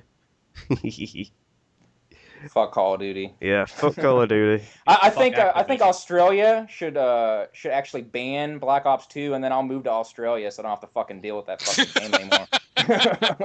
Yeah, it seems to be every other video on YouTube. Yeah, I'm playing Black Ops 2 and I'm doing pretty well. Bang, I've just been shot. No, that's all we hear from. I don't know. I'm still interested in this whole moving to Australia thing. Dude, like... I heard they got big titty bitches there. Fuck yeah. And there's no Call of Duty. This is gonna be a beautiful friendship, let me tell you. Let me tell you. Anyway, well, that's I'd like to say that's a good piece of news, but frankly, I don't know anyone who gives a shit about any of that, and we thank you for tuning in to hear about it. 0 fucks given. 0 fucks. Well, actually, I'm right here. -3 fucks have just been given, so they owe me fucks. Yes. Wait a minute. That doesn't work out at all, man. This is. Wait. Maybe this is where the big titty bitches come in. I don't know. It's not my job. Let's just do it this way. I just don't give a fuck. There you go. That works out. Anyway, in other news, sad day coming up. The day before Thanksgiving, here in the United States. We're less than 2 weeks away, or just over 2 weeks away, rather, from December the 11th, which is the last day of Nintendo Power. And we haven't talked about it much on the show, but it is time for us to say goodbye to Nintendo Power. I, being a big fan of the Nintendo Power, who would like to hear my Nintendo Power story? Do it up. I'm gonna tell my Nintendo Power story. I remember. Here's how nostalgic I am about this. I remember getting. Here's how I must have had a really hip school because we had Nintendo Power in the school library. Nice. Isn't that something? And I know I stole a bunch of posters out of them bitches and then returned them, and no one ever said shit. So it was awesome. Oh, so that's why I'm not going to tell you what school I went to. But the most nostalgic point for me for Nintendo Power, I remember reading about two, actually. I remember reading about the Super Nintendo and how amazing that was. I've told that story on a number of occasions. Just to hear that, the iconic word Nintendo, and then it was going to be Super. And I thought that was amazing. Followed a few years later by what was going to be the Ultra Nintendo. And then later the Nintendo Ultra. And then the Ultra Nintendo 64. And the Nintendo Ultra 64. And then the Nintendo 64. And it was slated to be the greatest thing of all time. And it probably was if anybody knew how to fucking work with it. So I'm going to miss Nintendo Power dearly. They say we don't like anything here on the show, and I disagree. I love Nintendo Power, and I will miss it. Oh yeah, that was my thing as a kid. Like, I mean, Nintendo Power and EGM. Yeah, you couldn't afford no fucking games, but you could get that magazine. You could get that magazine. It was all about Nintendo Power and EGM, and it's funny. Like, I actually got a big bunch of like old magazines, like some of the really early issues of Nintendo Power, it's funny like how they were like really biased when they first came out, like not really saying anything bad about any kind of games, but it's interesting going through these old articles reading Now about. we know where the IGN template comes from. Exactly, dude, exactly. But yeah, Nintendo Power is the shit. I remember that's where I learned the one button fatality code for Mortal Kombat 3, which is select A, B, right, left, down, down, up, up. I can't fucking believe I still remember that. But Yeah, that's the douchebag move. the douchebag move, you know, and that's where I got my copy of Dragon Warrior. They gave everybody that subscribed to Nintendo Power a copy of Dragon Warrior, and Which as is a an kid, awesome fucking deal. totally awesome deal. Like, well, as a kid, I hated that game because I didn't know how to fucking play it. But in retrospect, totally amazing deal. Totally awesome. But yeah, that's my memories. Chaos. What magazine have you got to replace Nintendo Power? Actually, you know what? I was thinking maybe we should give them a plug right here on the Hate-Bit podcast. To alleviate the strain and the depression that will be brought by the absence of Nintendo Power in the year 2013 and beyond, I decided that, if you didn't know, I did a little bit of support myself of a few people trying to, maybe buy the license to Nintendo Power and make their own Nintendo Power, and others opting to maybe make their own magazine. And one very important website, probably not the best Nintendo website on the planet, but a damn fine one, purenintendo.com. They dropped their own print edition of Nintendo, or Pure Nintendo magazine, and I have to admit, it's quite good. And I myself, being fervently against Kickstarters, they used a Kickstarter to get this one going. And then I said, you know what? You talked me into it. It was $20 for the year, which is 7 issues. And I enjoy it very much. It's a top flight magazine. And why are we talking about this? More Nintendo Power. No, we're trying to give people alternative Nintendo powers. Oh, I well, also that's... I do also remember. I don't know if you guys remember when Donkey Kong Country first came out. People that were subscribed to Nintendo Power. Like one day in the mail, I got this yellow-looking video cassette. I was like, "What the fuck is this shit?" And put it in, like, and it was like them freaking out about Donkey Kong Country and showing off the game. And I was like, "It's like it's fucking real life graphics," and like just this fucking overly zealous guy at the microphone freaking out about this game. And I was like, "Well, I guess I got to get this fucking game." Yeah, because I know walking down the streets in Los Angeles, there's lots of gorillas throwing barrels and, little monkeys with hats on. Yeah, that happens all the time. Look at this realistic graphics. Maybe in France. Yeah, I think I still have that videotape around here somewhere. It's funny, I I got all actually these. have one right here. Yeah, it's something. It is. It is. See, the thing that goes through my head is genuinely, it's an end of an era. Nintendo Power's been around for ages. It's around almost as long as all of us have been alive. Yeah, I think it came out in '88. Wasn't '88 the first issue? I believe so. Yeah. It was, put it this way, it was far back enough that a lot of people listening right now, Nintendo Power's older than you. Exactly. And on top of that, for anybody that is, if you were old enough to actually grow up with it, Nintendo Power like molded you as a gamer in a lot of ways. People went to it for the articles. They went to it just to look at pictures of games. Like if you couldn't get the game, it was cool just to be able to look at it. And it sounds kind of dumb to some people, but like, okay, you can look at it, big fucking deal. But look at people that like watching Let's Play videos and things like that. They just enjoy being able to see it because that's enough for them. They're just like, man, that's so awesome. I don't need to play it. I'm watching somebody else kick ass. And that's kind of what this was like. They had walkthroughs. You didn't know how to get through a game. You had a fucking a little mini guide, and back then it's not like how it is now, where you got game facts and you got a fucking strategy guide and a limited edition version of said strategy guide for the game. No, you actually needed these motherfuckers like desperately. Back in the day when you were stuck in a game, you were fucking stuck in a game. Okay, for like years at a time. You're just hoping that Nintendo Power would like mention this game in one small paragraph so you could get through this fucking level. Yeah, I remember that. Here, I'll just put this way. You couldn't even ask your friends, because this is back in the era that you had video games because you had no friends. And even if you asked your friends are trying to ask you before you ask them, and it's like, oh, so this is where we're at. Fuck. And if your friends didn't ask you, that's because they thought you were lame. You were the one guy that sucked. Yeah, but it was also at a time when once you complete a video game, you actually got more satisfaction for completing that game because back then games were balls hard anyway. Oh God, yeah. Yeah.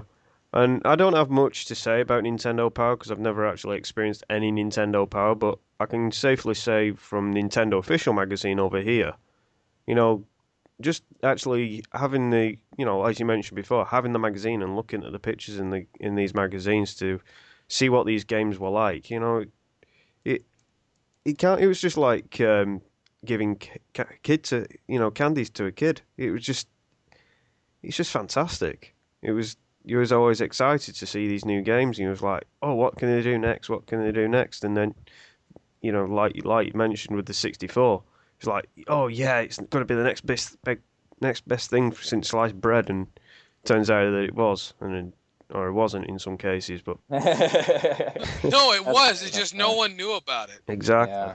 Well, Hey, there's something good about this. What is it? I don't know. Oh, It's I know that you could run a car over it and it'll still work.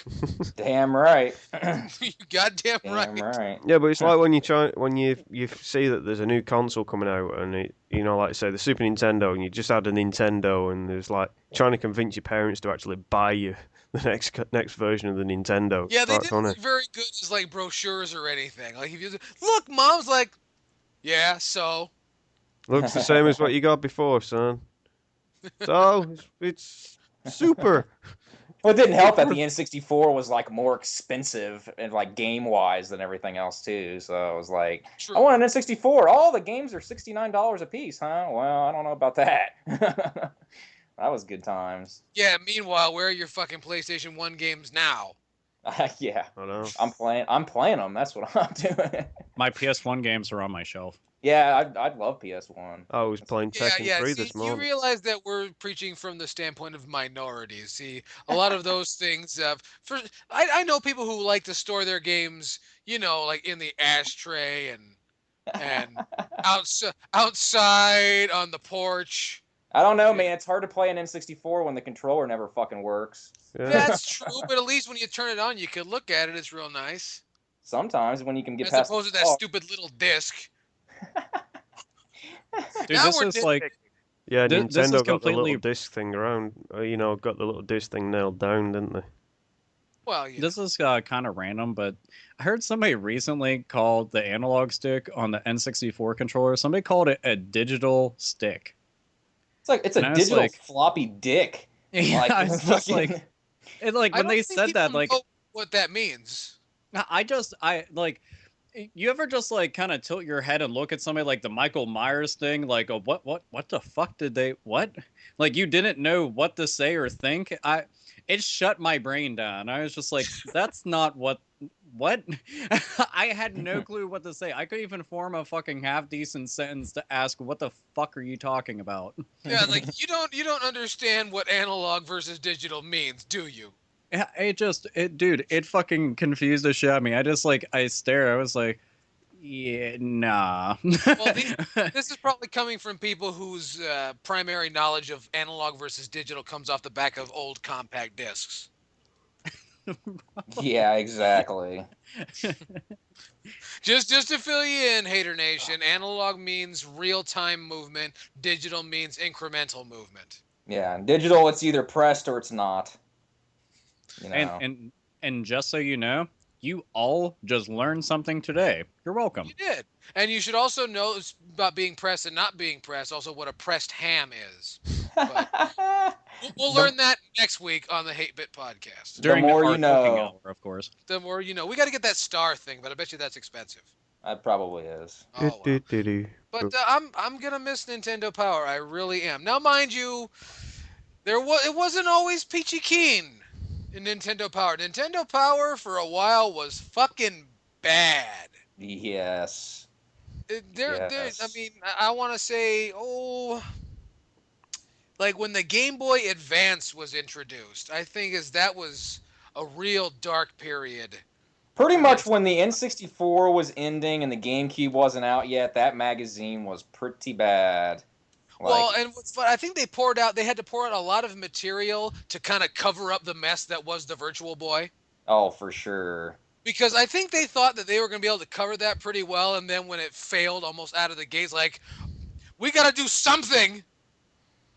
We're In Nintendo. fact, I'm Why convinced are we failing? we would not have the F-Zero comics and the Star Fox comics and all that shit. We would not have that if the Virtual Boy had been a success. They would have had something to actually write about. It should have been a success. That's the thing. Like, it was made by the guy that made the fucking Game Boy, you know, made Metroid. It's like, why did Gunpei it suck Clay. so bad? Yeah, Gunpei. Like, why did that shit suck so bad? Well, I remember looking at, speaking of Nintendo Power, I remember looking at the Nintendo Power. God, what was that like? I want to say like for my birthday, so probably like May or June of '93. I could be wrong on this date, and I remember reading through the magazine and seeing $175 for something that was supposed to be portable that didn't even like. Now, mind you, I was only like 10 years old, so $175 I thought could buy a house. You know, I had no fucking idea. It Yeah. seemed like an astronomical amount of money. Yeah. It was $175 too much for that fucking thing, too. Yeah, that was American. That's back when American dollars like were worth money. Mm-hmm. You know, now I think what? I think you get Ritz now instead of dollars. Well, I mean, even as a kid, like, I didn't know nothing when I was a kid, man. I used to play with sticks and watch the Power Rangers, okay? And I did. I didn't know shit, and I went to Sears when the Virtual Boy first fucking came out, and I played it, and I was like, this is shit. I was like, this ain't good. I don't want one.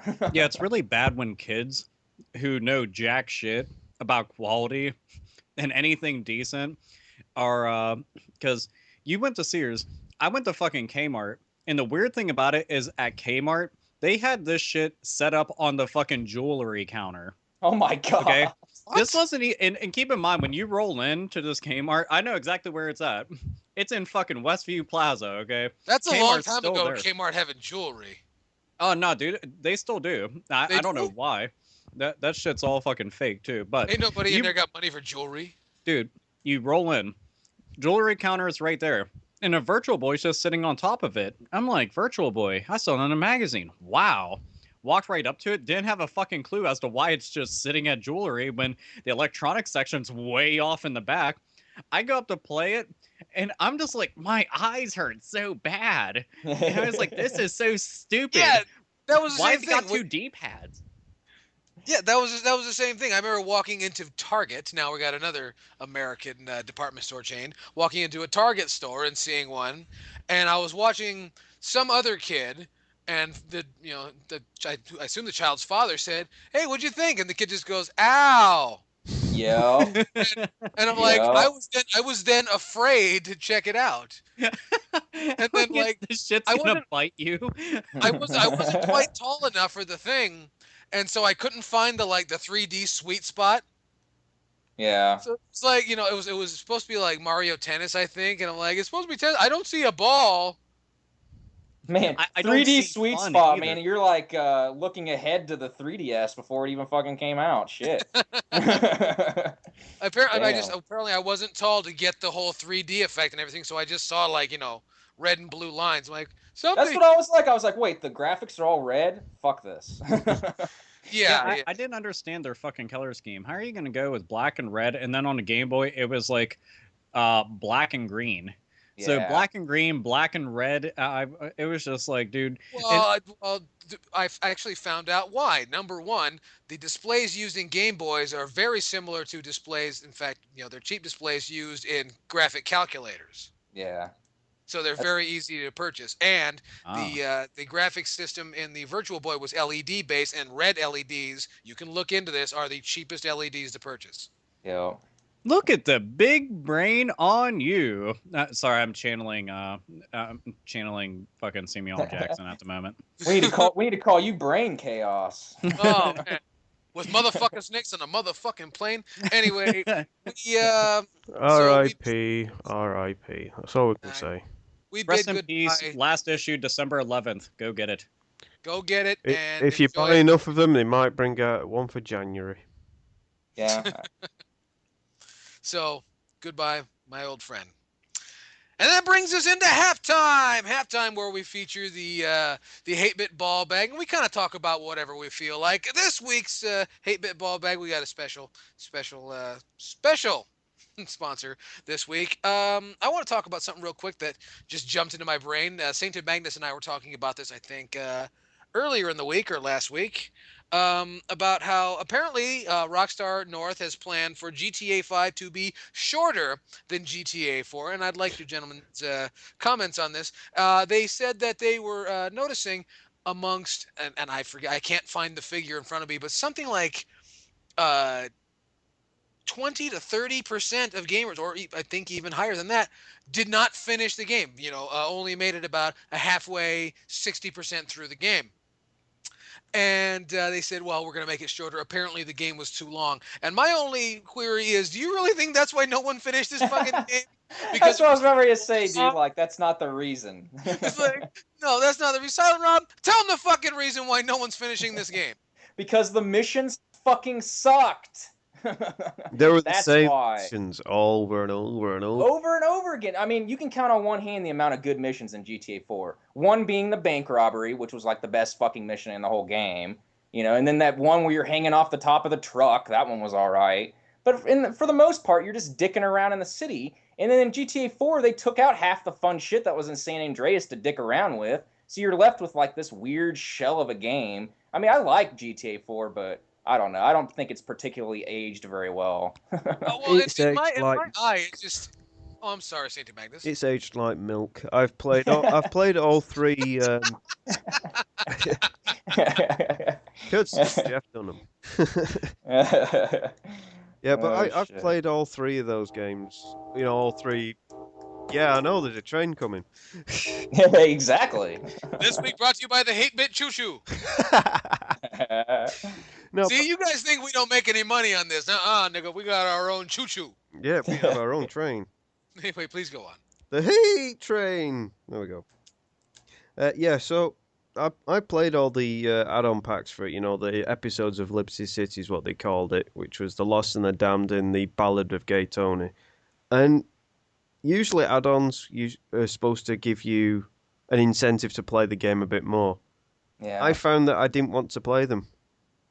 I had them on disc. I had all three three parts of GTA 4, and I played the original GTA 4, and that was it. Nico Bellic was all I needed to work out that I didn't like it. Exactly. GTA 5, I hope it's in my favourite city out of the GTA universe, which is San Andreas. So I'm hoping, I am praying, I am sat here with fingers crossed, legs crossed, balls crossed, eyes crossed. Anything that can be crossed is crossed. Yeah. That they put everything that they did from the first game, from San Andreas, in the actual GTA 5. If they do that, then they've got my money. Yeah. I mean, they have a lot of expectations after Red Dead Redemption, and like I said, I just recently beat that. I had it at one point and ended up selling it because I kind of got bored of it. But playing it recently, it is a brilliant, brilliant game. So like they really can't slack off after releasing something like that. So hopefully it is good. And the trailers for GTA 5, especially the new one, look really fucking sweet. So I'm hoping for the best. I know, and you're actually featured in the game. Yeah, the right. redneck. Wow, are you gonna be in that game? Are you gonna look all sweaty like everyone did in GTA 4? Rednecks are always sweaty. Oh, all right. Yeah. Well, I mean, for working on the Hate-Bit Choo-Choo, I assume you would be. Indeed. Yeah, he's a stoker. He fills the engine full of coal. He does look like that guy, doesn't he? Well, he is Nico Bellic. You forgot to tell you. Well, that's true. Well, Rob, Rob's an actor. Did you know that? I know, right? You were. I remember I saw you in Joe Dante's movie with Tom Hanks, The Burbs, where you played the next door neighbor kid. I mean, you were great in that. I think you were really good in that. Look like him, goddammit. At least I gave him a somewhat cool character, which was Nico Bellic. I know. No, I think you were really good in that, and I hope he uses you for Gremlins 3. Yeah, the Mogwai. I don't know what you're gonna do, but Well, fans, I guess I have to be the guy to bring this up. There's been a lot of questions where Razorfist has been, why he hasn't been with us in the last few episodes. Razorfist is on an extended vacation somewhere in the Bermuda Triangle, banging random slags, and one day, hopefully, he will return to us in good health. Otherwise, So, so that's where Razorfist has been Well, for all this We time. miss you, buddy, and avoid all those STDs.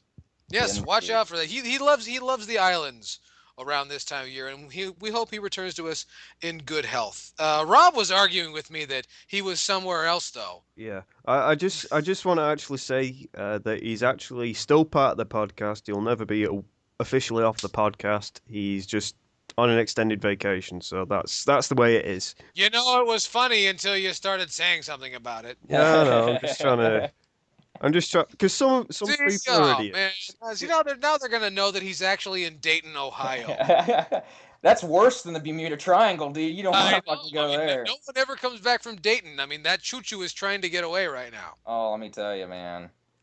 No, but Yeah. some people you have to explain it to. You know, I'm going to do a tally this week of how many where's Razorfist comments there are in the bloody comments. Oh, I know. There'd be a whole bunch. That's why I did it right here in the middle. That way they get to feel like jackasses by the time they get here. Sane and Magnus didn't want every comment being, so where in the Bermuda Triangle is he? Maybe I can go get him, or like, what's going on? Like, did you send the Hate-Bit jet to go get him? No, he wants to be there. That's where he likes to be. I've also heard that he's also in a suspended state somewhere called Zeebies. But anyway, so we don't know. But from what I understand, he's still right there, and you can find him. I think the next Razor's Edge will be coming to you live from the Bermuda Triangle. Anyway, He was actually in my recent drunk podcast thing that I did, my recent drunk game plan. He actually came in to the room for a while. So if you guys need a taste of Razorfist, he's on that too. So all right, which means that what does that mean?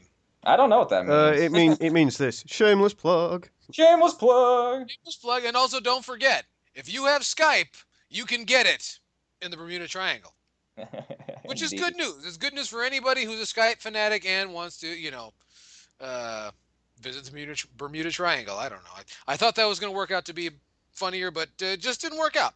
So since we're here in halftime, it's time for the Hate-Bit Ball Bag, brought to you this week by Vicodin. Just that simple, like expecting. Just that simple. Brought to you by Vicodin. They don't even know we're plugging them. It's also brought to you by. They don't even know we're plugging them either. PureNintendo.com. Drop by and say hello and tell them that the Hate-Bit Podcast has been calling them faggots. Let me see. And my apologies to anyone who's offended by the word faggot. I just smoked lots. I thought you were gonna say my apologies to all the faggots. I don't think that apology counts.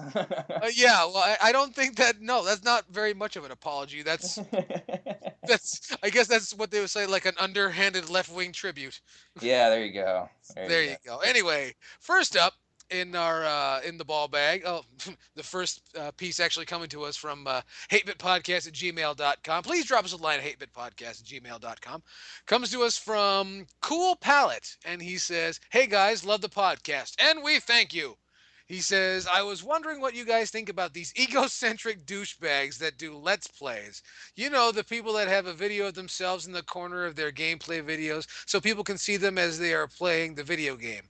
If you were to go back in time 20 years ago, you would tell people that in the future a source of entertainment consists of watching a person's face as they play video games." I'm going to stop this letter right here because this doesn't really surprise me, considering that we have an entire channel based on people sitting on their ass on a sofa watching other people play cards. I just want to bring that to your attention, so before we get too high and mighty.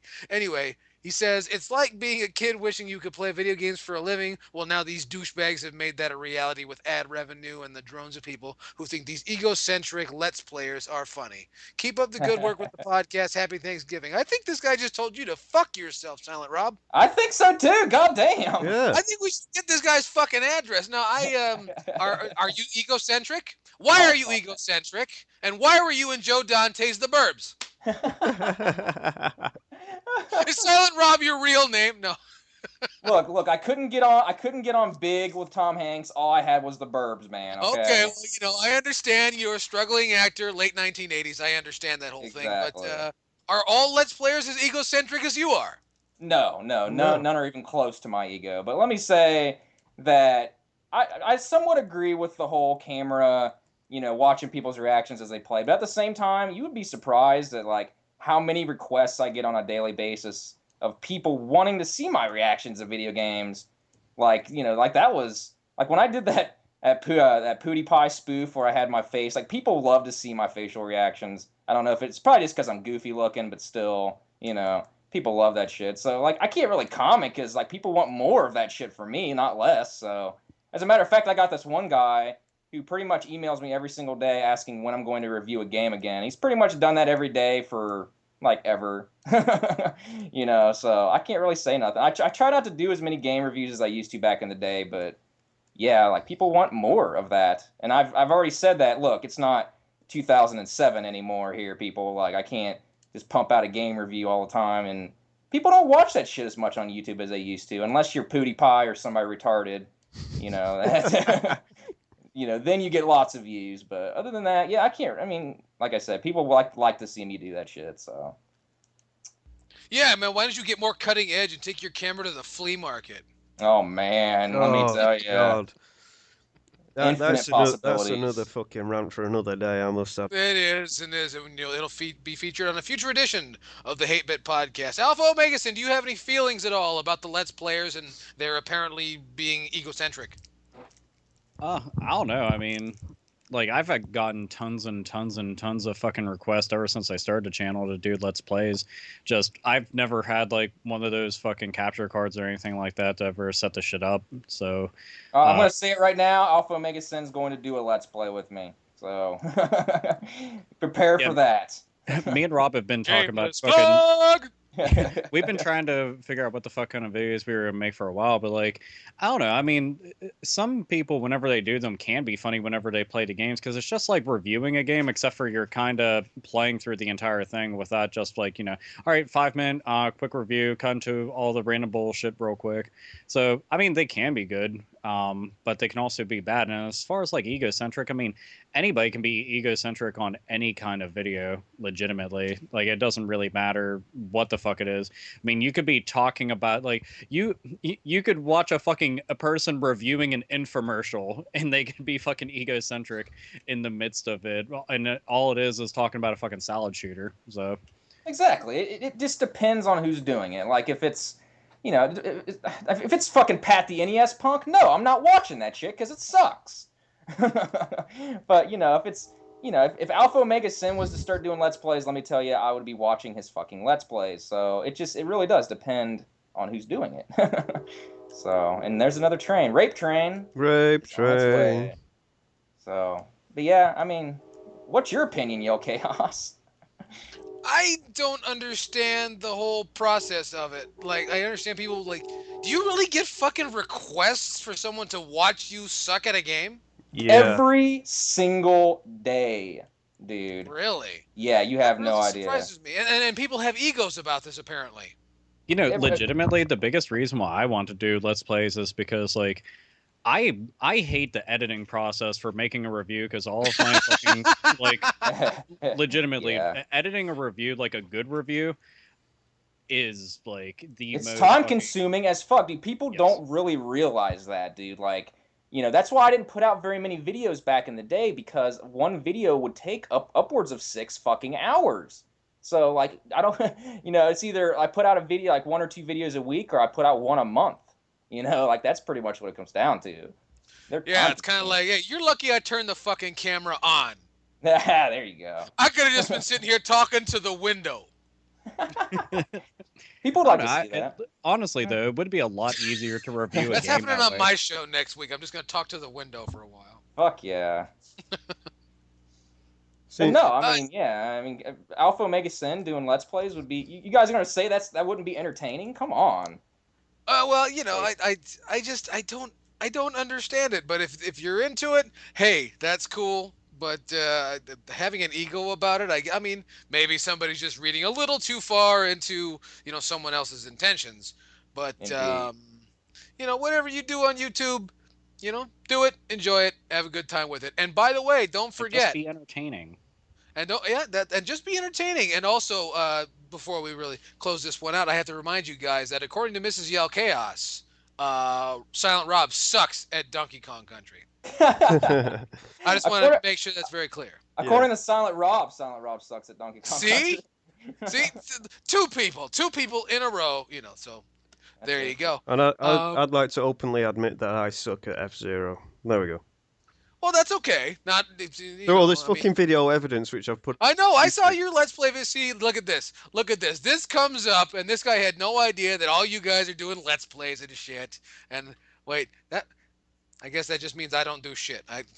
Yeah, you're boring. You're. See, I know. I'm terrible. I should be kicked off the podcast immediately. Right, fuck off. Get lost. All right. I'll see you later. Door closes. There we go. Right, let's get on with this. I wish I had that sound. I might put it in there actually. Oh yeah, see if you can do it. Whatever. See, now you've blown the surprise. Anyway, we got a piece of mail coming to us right here at YouTube, and it comes from YouTube user UCSM22. Can't they just use proper fucking names? Wait. Well, they've run out of names. They've run out of names. This is a question for the Hate-Bit Podcast. He says, "What's up, guys?" Sky. Gas Stick prices. dicks and airplanes. Even better. He says, great stuff. I could waste my entire fucking life literally watching a 10-hour-long podcast from you guys, so keep it going. Well, alrighty. He says, my question is, what is your favorite comic book, movie, and or video game? And I guess that means he wants one. We've done something similar to this, but I don't think it's ever been quite as direct. I'm going to vote for Captain America and the Avengers in the arcade. Spider-Man games circa 2000. All of them? Yeah. Okay, then. Damn, that's broad. Yeah, well, I can kind of see that because, I mean, I think Batman's probably had the most success in, like, the video game area. So when Spider-Man came around on, like, the PlayStation, I was like, wow, a good superhero game that's not Batman. So that's pretty cool, you know? Like, you know, I don't know. I think has always gotten an even shake in the arcades, too. Yeah, I can see that. I don't know. I'm a big Batman fan. I don't get into, like, a lot of comics and stuff, but Batman's always been an exception. So anything Batman oriented, especially the Tim Burton movies, and you know, that was really the first like comic book type movie like that really I think was really actually really good. I mean, you could say Superman, I guess, but I don't know. Batman. I don't know. For me, the Superman movies were very melodramatic for no apparent reason. I agree. I agree. But it did have the better theme. It did. Or rather, the more triumphant theme. Yeah, well, that's just, I don't know. See, I've just never been into Super. I watch Superman for the campy value. Mm-hmm. You know, that's about it. The same reason I watched like the Adam West Batman, I watched Superman. Oh god, the Adam West Batman was amazing. I love watching season 3, the final season. You could tell they had no fucking budget for that show because most of that show had no sets. Oh, dude, the budget all went to the fucking villains because they always got like popular actors like Burgess Meredith. Oh sure, but I mean stuff. towards the end, like you'd go see like the Riddler's hideout, and there'd just be a black room with a sign that says Riddler's hideout. Totally, dude. Like, Totally. wow, man, this looks like a high school production. Anyway, Alpha Omega Sin, you haven't said much. Yeah, and I'm supposed to be the comic book guy. Because mine's just so typical. You know, I had mentioned it earlier. Batman Arkham Asylum and Arkham City, they're just the bee's knees. But if I'm going to throw out any other decent ones, like X-Men, the arcade game, it just owns so much. It's such an amazing fucking game. Welcome to die. Yeah. Like, Welcome it to is. die. Like, it's so fucking cool. If you get the chance, either maim that motherfucker or go on PSN or some shit, just go get the game and have a blast. If you see the arcade cabinet, especially the one that has like all what is it, 5-player setup, Yeah, I it's PS5 player, yeah. Yeah, if you see that beast there and it weighs like 8 gajillion pounds, go up to that fucking thing and just play the shit out of it. And it's one of the few games where I was playing, and when somebody would come up to play, I'd be happy. I'd be like, yeah, making this team stronger. Yeah, but don't forget, on that cabinet, you had room. Oh yeah, you had plenty of room. Try playing you try playing 4 people in the Ninja Turtles arcade game. Doesn't happen. I was gonna say I did try that. Even when you're like little kids, it doesn't even work. Everybody's just elbowing each other in the fucking teeth. It's just like, how is this happening? Why? For movies, I mean, fuck. I don't know. I'm gonna have to go with the Dark Knight because goddamn, it was amazing. And the Joker, he's just like one of the coolest villains, but Heath Ledger knocked out of park. And I doubted the guy so much. I was just like, how are you gonna upstage Jack Nicholson, like my favorite fucking actor? Especially I if dare you that just took motherfucker. it in the butt. Yeah, it's just like, you fucking pudding-eating cowboy motherfucker. Go back to fucking high school and play a fucking love interest, you piece of shit. Oh my god, you're awesome. Holy fuck. Well, see, for me, like, A Knight's Tale was actually, like, one of my favorite movies, so I was like, okay, I'll give him a chance, even before that came out, so he did surprise me, though, like, big time. Oh, dude, they seriously ran with that. I'll put the Avengers up there really high, and Spider-Man 2. They're all really good fucking movies, but it's just like, I grew up on Batman, and it's not like I'm being biased when I say that. It's just I get even more into them, but they take like extra good care of it. That's one thing I'll give Warner Brothers credit for. Batman on the NES, fucking amazing. Batman on Super Nintendo, amazing. Trying to think the Batman on Sega CD, really good. Batman Returns on the Genesis, that's a good one. Yeah, I mean, Batman's had like a really good run, but Saint Magnus mentioned Spider-Man like 2000s. That shit was amazing. I mean, Spider-Man even showed up in Tony Hawk. Oh, dude, like, how much time did you spend in Spider-Man on PS1 just swinging around the city like it was the best fucking thing ever, dude? Like, oh my god. It was fucking freedom. Like, you could be Spider-Man, and that was an amazing feeling, because you just, like, it felt like you could go anywhere. You're like, I am the fucking web slinger, I'm fucking wall crawler, I'm owning face, this is fucking awesome. And it did kicked ass, and it came a long way from the Atari game that sucked major fucking ass. Oh my but it had an God. awesome commercial, admittedly. That was pretty cool. Well, there we go then. Now all we need to do is get a good Superman game, and the world will be right. I don't know. Superman in the arcade was actually pretty decent. Not I great, don't know. but I think developers have a hard time making a character that can do anything. exactly. How do you make an invincible, character into a video? I see what you mean. Yeah. Oh, dude, here's how they can. Look at some of the games where you're just like an overpowered character fucking stuff up. Just throw a bunch of more overpowered characters. Have an alien invasion where you're... Wait. you're I got a great idea. Here's what you do. You take Superman, right? And then you throw a green mist over him. No? Yeah. Oh, we got you. I see where you're going with this. How about we put like... Why don't we make it real foggy, and it's a big plan by Lex Luthor? Yeah. Wait. All the cars will look like dressers. Yeah. And you have to pick them up, carry them, or throw them. That's I mean, it. fuck. You know what the most evil thing you could possibly do, though, is to just immediately start them off with a time limit and the worst control in existence. Yeah. I mean, can we make them like fly through rings fucking constantly too? I mean, is that Dude. possible? Yeah. Could we put awesome. Man of Steel, the most powerful man in the known galaxy, through a hamster's maze? That's a great fun. Yeah. and then we're gonna put him on a time limit, and if he fails, you just start at the beginning of the game like nothing happened. You know what? I've got a great idea. We're getting a Kickstarter together right now. Dude, I swear to God, this had to have been like how the game was actually. It had to have been. It's like, wait. Yeah, what was that, like Titus Games or something? This is we're reenacting what happened in the boardroom there. Okay, wait. Okay, these kids, they like the games, so just put Superman on it, and I'm going to lunch. That sounds good to me, man. I'm in. Here, you know what? If we're gonna have a Kickstarter, the Kickstarter should be, where's the other 90% of the coding for Superman 64? That would be awesome. Fuck yes. And then Yeah. we could have like the complete game. It's sad because it's based off Superman the animated series, which ironically is really, really, really good. But no one knew that because they did not give a shit. Yeah. It'd be one of those things like we could find out who was responsible. It's like, yeah, okay, you're gonna give money to us, or we're gonna fuck you up. That's already a better plot than the AVGN movie. Let me tell you right now. Oh, I was just waiting for an AVGN reference. There it is. Oh, and many to come, I'm sure. Anyway, it's time to start the second half, but we're way over halfway, just because so much to do, so much to talk about, so much going on. So let me see here.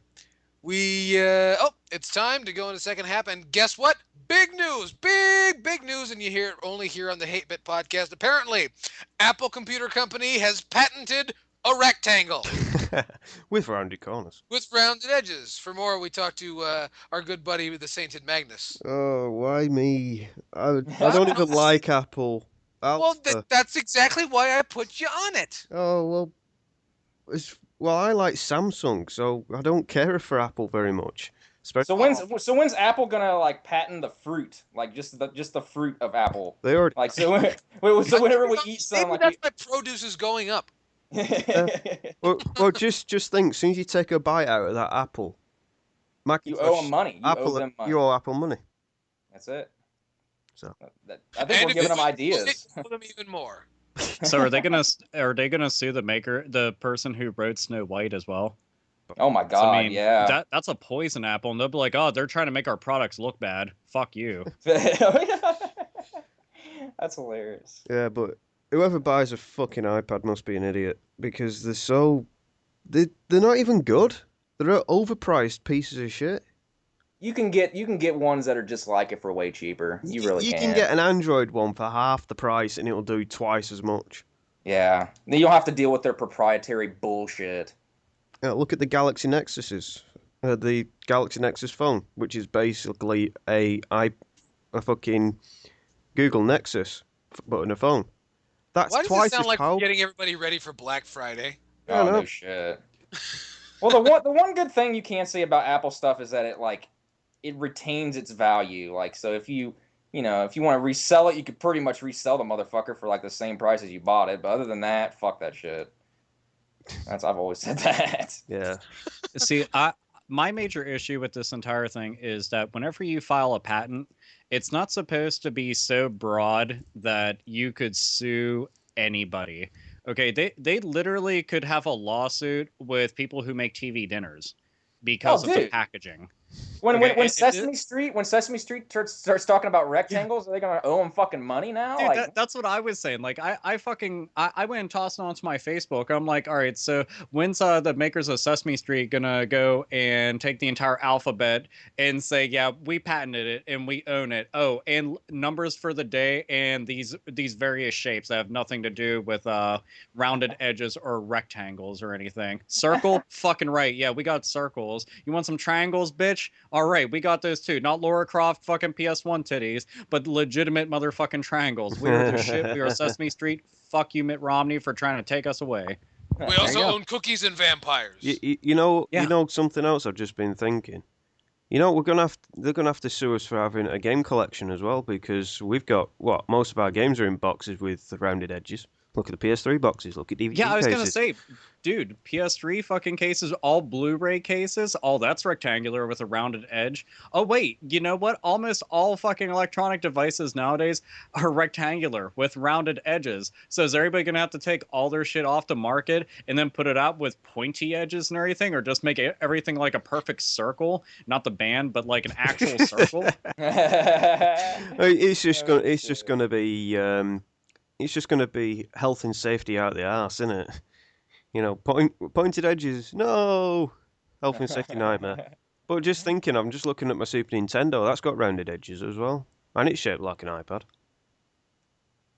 Quit. It's getting trivial. It Mm. really is. Like Apple's really stretching here with this. Well, they sued Samsung for having a phone with rounded edges for fuck. Dude, that was the thing. That's what fucking started this entire fiasco right there. And everybody was like, that is a fucking big crock of bullshit. And the thing is, the only justice that came out of that, keep in mind, people, they sued them for $1 billion fucking dollars and won. Okay, for rounded edges. All right, this is one of the reasons why I won't support that fucking company, because they're a bunch of fucking loons. But here's the thing. They sued and they won. So the only justice that came from it is that they didn't have it said anywhere within court of how they were supposed to be able to receive the money. Well, they sent it to them in nickels. $1 billion in nickels. That's like fucking Scrooge McDuck's money bin at that fucking point. Legitimately, they took dump trucks and had them driven to Apple headquarters, and it's all nickels. Yeah, Apple, do you realize that must have cost them like $10,000 to ship the nickels? Dude, you want to know what? I'm like, it's worth it. It's worth every second just to watch those motherfuckers. Like, I would go there with my camera. On my fucking my Nexus camera, no less, recording it. And I just laugh my ass off as they're like, "How are we going to do this?" Because they don't know how much is there. It could be $50,000. It could be $1 million. Well, no, because it's nickels. It's so fucking absurd. The only amount of justice, and it was definitely fucking worth it. But yeah, Apple, you can suck my fat fucking cock, and and don't fucking go and take the shape of anything phallic either, because then everybody's gonna have to fucking tuck their shit and do a little jig. I'm still laughing about the nickels. I'm just here picturing like Lee Kun-hee just like just grabbing his crotch like Screw you, Macintosh. I don't know if they do that in South Korea or anything, but I was just guessing. I'm just wondering what Steve Jobs will be thinking now in his grave. The peasants in rounded edges. What the fuck? I don't know. I mean, Yeah. I told you I'm first in line to kick him in his old dead balls. Mm. Actually, that's mostly because of the Bandai Pippin, but Nope. anyway. And it's time for one of these since we're getting towards the end of the show. We always like to throw one of these towards the end of the show, and it's the Hate-Bit Retrospective. And if you didn't know, the Nintendo Wii U came out just a little while ago, and Nintendo, in what I would consider a rather brash move, have effectively killed the Wii. They have not made such official statements, but semi-official, if you will, depending on whether or not you take the internet with a grain of salt. I don't even know where to begin. Alpha Omega Sin, you're the guy that always manages to say nice things when I can't about the Wii. What are you nostalgic about the Wii for? Well, considering the fact that over the years that the Wii's been out, it's gotten flack just because of the amount of bullshit that's on it. You had to wade through shovelware for eons, it seems, just to be able to find those gems. But the thing is, the system really does have a ton of them, despite all the downsides, despite all the flaws, despite all the easy jokes that you can make about it, despite the shortcomings of the hardware by comparison to the competition. It still had a lot of really fun games. And was a fucking runaway success. And if you don't believe me, go look at their bank books. But yeah, when it comes to games on it, I'll look at things like, make sure to look at their bank books pre-2011. Yes. We don't want to go just to yesterday or anything like that. But I don't know. I look at things like they did recently, even though people had to fight tooth and nail to get it. Look at Xenoblade and The Last Story, two of the better RPGs that have come out this generation, and I'm really thankful for, because we almost didn't get them over here, and it was just going to be importer's paradise and whatnot. But those two right there are prime examples of why the system not only is worth mentioning and worth owning, but it's just a damn fine addition to the Nintendo catalog. And keep in mind, he's saying all this nice stuff after purchasing the Super Mario All-Stars disc on the Wii. And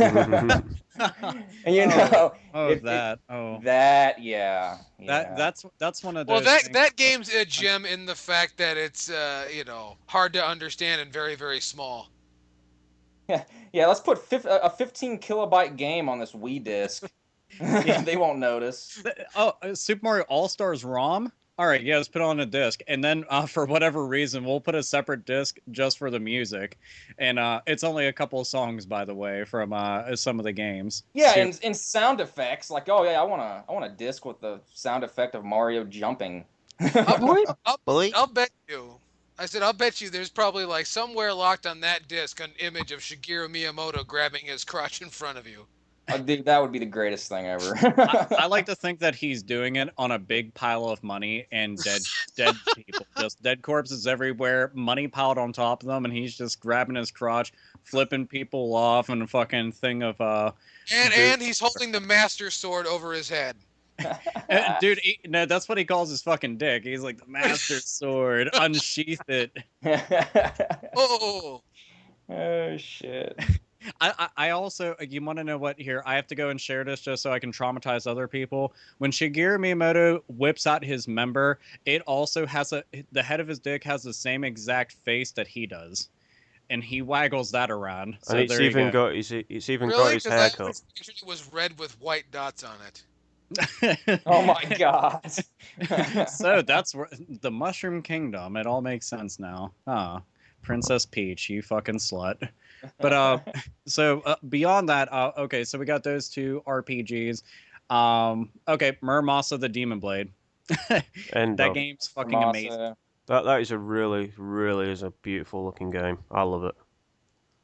Yeah, I mean the console's worth purchasing just for Mario Galaxy alone. It's $50 now, or £50 in the UK, and it's just so accessible now. You know, because there, you know, as Alpha mentioned, it's you got to dig through fucking miles and miles of fucking shit. But once you find, you know, those gems, there's some really good games in that collection. You know, I used to be quite ignorant towards the Wii, still am in a way. But you know, after discovering that there's some really good games on that system, I've been kicking myself for the best part of 6 months since I got the damn thing. So definitely, it does. And you know what's good about it? You can mod the fuck out of it and put anything you want on it. Sure you can, absolutely. What's really yeah. surprising to me is there are some titles on that system that have no fucking business on this system at all. But are you know, great, like House of the Dead Overkill. Did you have that one? Did you play that one? I've not played that one, but I do look forward to getting hold of that. That one is really good, and it's so dirty. You already mentioned Mad World, so there's another Mad one. World, Okay. violent as shit. You know, No More Heroes is pretty violent. Well, No More Heroes 2 is you kind of took the gloves off with that one. It did, very much so. You know, there's a game that we're not mentioning. We've been bad-mouthing shooters all day, but Sin and Punishment on the Wii. Oh yeah. Yeah. That's a good one. Absolute stellar, so to speak, on-rail shooter. Fantastic stuff. I enjoy You know what it. I've noticed? It's actually kind of strange that like Skyward Sword, like people have started to like dog that game now, like it was never good to begin with. I'm like that was a pretty damn good game, people. Like, Yeah. I get so many people telling me that now, like, oh fuck Skyward Sword, and it was never good. Well, yeah, because everybody IGN changed their mind when Nintendo stopped advertising with them. Indeed. Yeah, you know, everyone who falls for that bullshit. Mhm. But no, I enjoyed the Wii very much, and you know, even you play some of the cute games on it, you know, and even those are good games. You know, here's a cornball one that I'll get all kinds of flack for: Rhythm Heaven Fever. That's a good game. It's a great game. Yeah. You know, I mean, don't get me wrong. I got it because it was $10, but you know, knockout stuff. And I think the system just.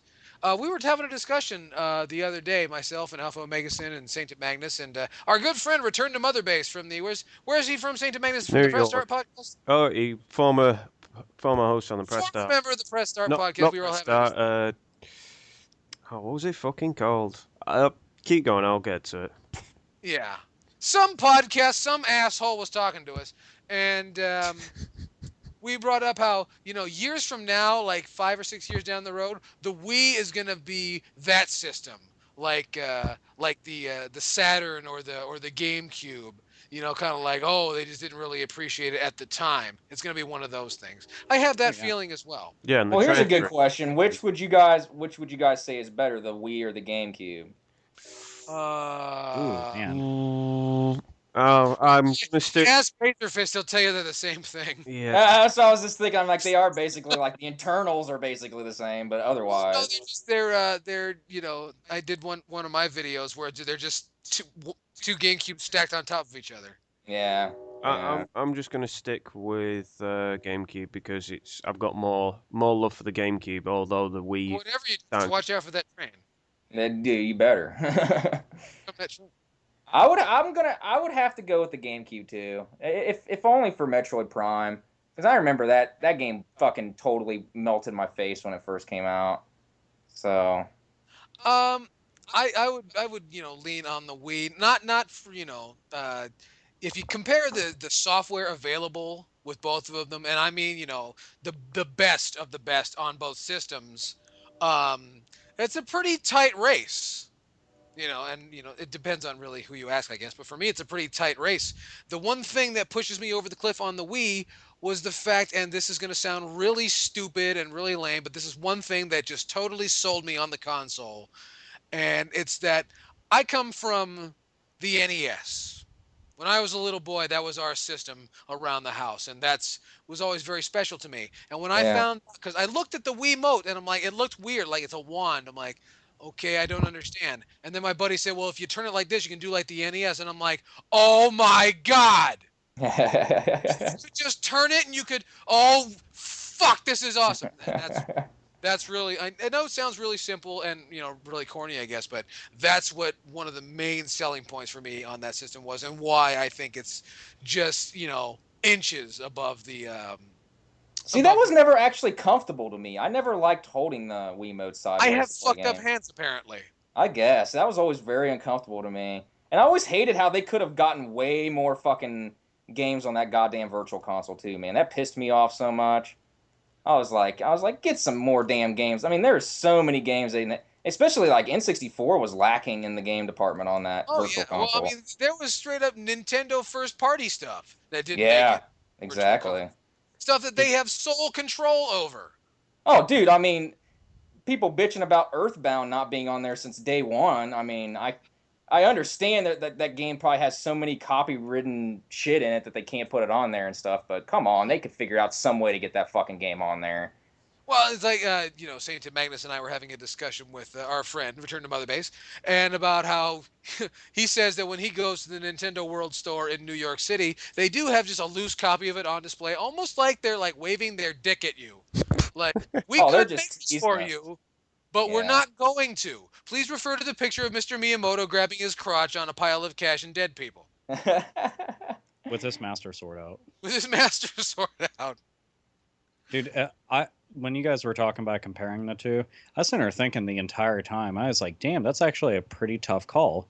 Yeah. But I legitimately would actually have to go with the Wii overall. And the only reason I say that is because there was a lot of re-releases of big-time GameCube games on the Wii. We also had a zapper. For instance, Rob mentioned the Metroid Prime games. Well, they got the Metroid Prime trilogy. Yeah. And then there's the Resident Evil games, which I consider, bar none, one of the main reasons why you should own GameCube. Well, they got re-released on the Nintendo Wii. The Pikmin games, they got re-released on there. And beyond that, there's like just a lot of really random ass games on there that are really fucking cool. The Kirby games, for instance, are fucking amazing on there. I haven't gone to check out the newest, the collection one, but all GameCube had was Kirby's Air Ride. By comparison, it's, there is no comparison really. But yeah, it's, I don't know. The only thing I really wish that Nintendo Wii had was a fucking F-Zero game. Dude, I agree. What the fuck? Especially with okay, they had the Wii wheel. They could have made like their own version that's supposed to look like, I don't know, whatever a fucking F-Zero cockpit fucking steering wheel looks like. And include that in a bundle and put that out. Like, the system was just ripe for it, and get Sega back on it, because they did a really good job with the last one, but we got Jack shit and Jack left town. Well, I was kind of, I mean, I can see your point on the re-releases, but at the same time, I mean, they were I guess they were originally on the GameCube first. Oh, So that's yeah. why I have to kind of give it that slight edge. You know, that Resident Evil GameCube remake fucking blew my mind apart when it came out. Yeah. You know, and like the Metroid Prime. I mean, yeah, it kind of had a shitty Mario game on it with Mario Sunshine, but I mean, a lot of people would disagree with me on that, but didn't really care for it that much. And it had Twilight Princess, I mean, which was also a launch title on the Wii, but you could still play it on the GameCube. So it had a lot. Yeah, it had a lot of good shit on it. Oh, So, dude, hell, if there's two franchises that you're absolutely in love with, and Legend of Zelda and Resident Evil, then the GameCube is a system to own because you can Yeah. get pretty much their entire catalog. oh yeah, for sure. That's like one of the coolest things about that fucking system that I thought. You know, hell, if you're I'm sorry, actually three. If you're a fan of Sonic the Hedgehog, because you get the Sonic Gems collection, get Sonic Mega collection, you then get Sonic DX, and get fucking Sonic Battle. Sonic Adventure 2 Battle, I think it's called. Yeah, so Yeah. You know, there you go, and that is just like an entire fucking thing of three of the biggest video game franchises that they have out there, and that's not including like all the shit that they have on Virtual Console and stuff, and just damn. Yeah, You know, that's pretty yeah. fucking awesome. Yeah. It's That makes me close. It's happy. close for me just for the fact that you can mod the Wii and just make it your own. Oh yeah, dude, that Yeah. it honestly makes you think of the fucking Xbox in that respect, because I mean, if there's three consoles that are just like, please mod this shit out of me, PSP, the Xbox, and the Nintendo Wii. Totally. I mean, like right out the Totally. gate, you can mod this shit out of them and go at it. And some people will be like, "We'll include Dreamcast," but I'm talking like this shit's like built into the console, Yeah. you know, and you can yeah. just no discs required. You can just fucking go at it. See, that's where indie developers need to go after those modded console people. Oh yeah, fuck yeah, that's a good idea, man. I like that. Wouldn't that be a great fucking idea? I mean, it wouldn't Yeah. cost you anything. That you just have to have this software patch or whatever. You know what? Yeah. Why am I saying this on the air? I should be like forming. God damn it!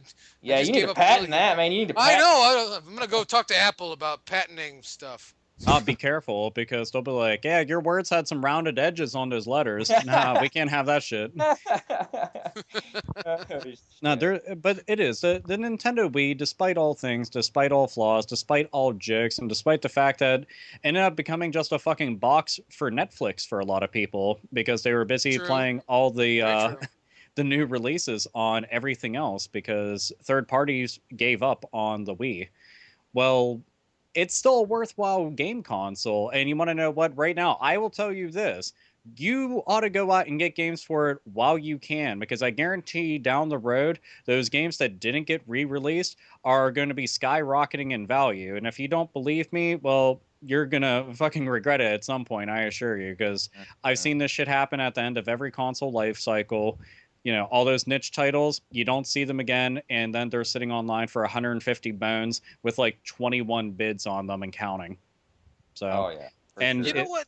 Oh, sorry, I'm going. I was just gonna say, it's just an awesome system. Seriously, get it. It is. You know what I realized has been missing from this generation? Every console generation always seems to have, and for every machine, there's one or two games that came way at the end that were actually pretty goddamn good. We're not going to have that this time, are we? no. No. I don't know. There's fuck. Oh, actually, there's one thing I don't even know about this. Legitimately, I'm asking like anybody out there listening right now, if you know, please say something. They have what's called was it Pokemon Park 1 and 2? I have no fucking clue if the games are even any good, but Pokemon Park 2 came out under the radar. Nobody fucking talked about it. No one. Nobody announced shit. Nobody said shit. I just saw it and was like, huh, that's kind of random. Do you think that's the game? I don't know. To be honest, I mean, the last two games that Nintendo's released on it is that Kirby's Collection and Pokemon Park 2. That's it. They're done. They're not releasing a single other game again for it. That is everything. They that's are it. done publishing and developing for the system. Mm-hmm. Which is a shame. It is a shame considering the fact that Sony kept on supporting the PS2 well after. They still are, I think. Yeah, They pretty Yeah, still the much. are. thing is, like, right now, if everybody's fucking, like, keeping up on Black Friday shit, there's a lot of Wii's going on sale for, like, dirt-ass cheap. I mean, fuck, I saw the limited edition red one for the Mario's 25th anniversary. And fucking with the box and everything, $65 in a store up the street from me. You know, you can get the console for cheap. It's worth getting. Games are cheap right now, with the exception of like small handful, like Metroid Prime Trilogy, which goes for like anything with Metroid on it. yeah, it's like if I can't even believe that, and that's a shame because that's like a really good game, and I don't know why. It's one of the best fucking deals on the system, you know. Yeah, like it is, and they included so much with it. It's like 3 full games, including the third one, which premiered on the Wii.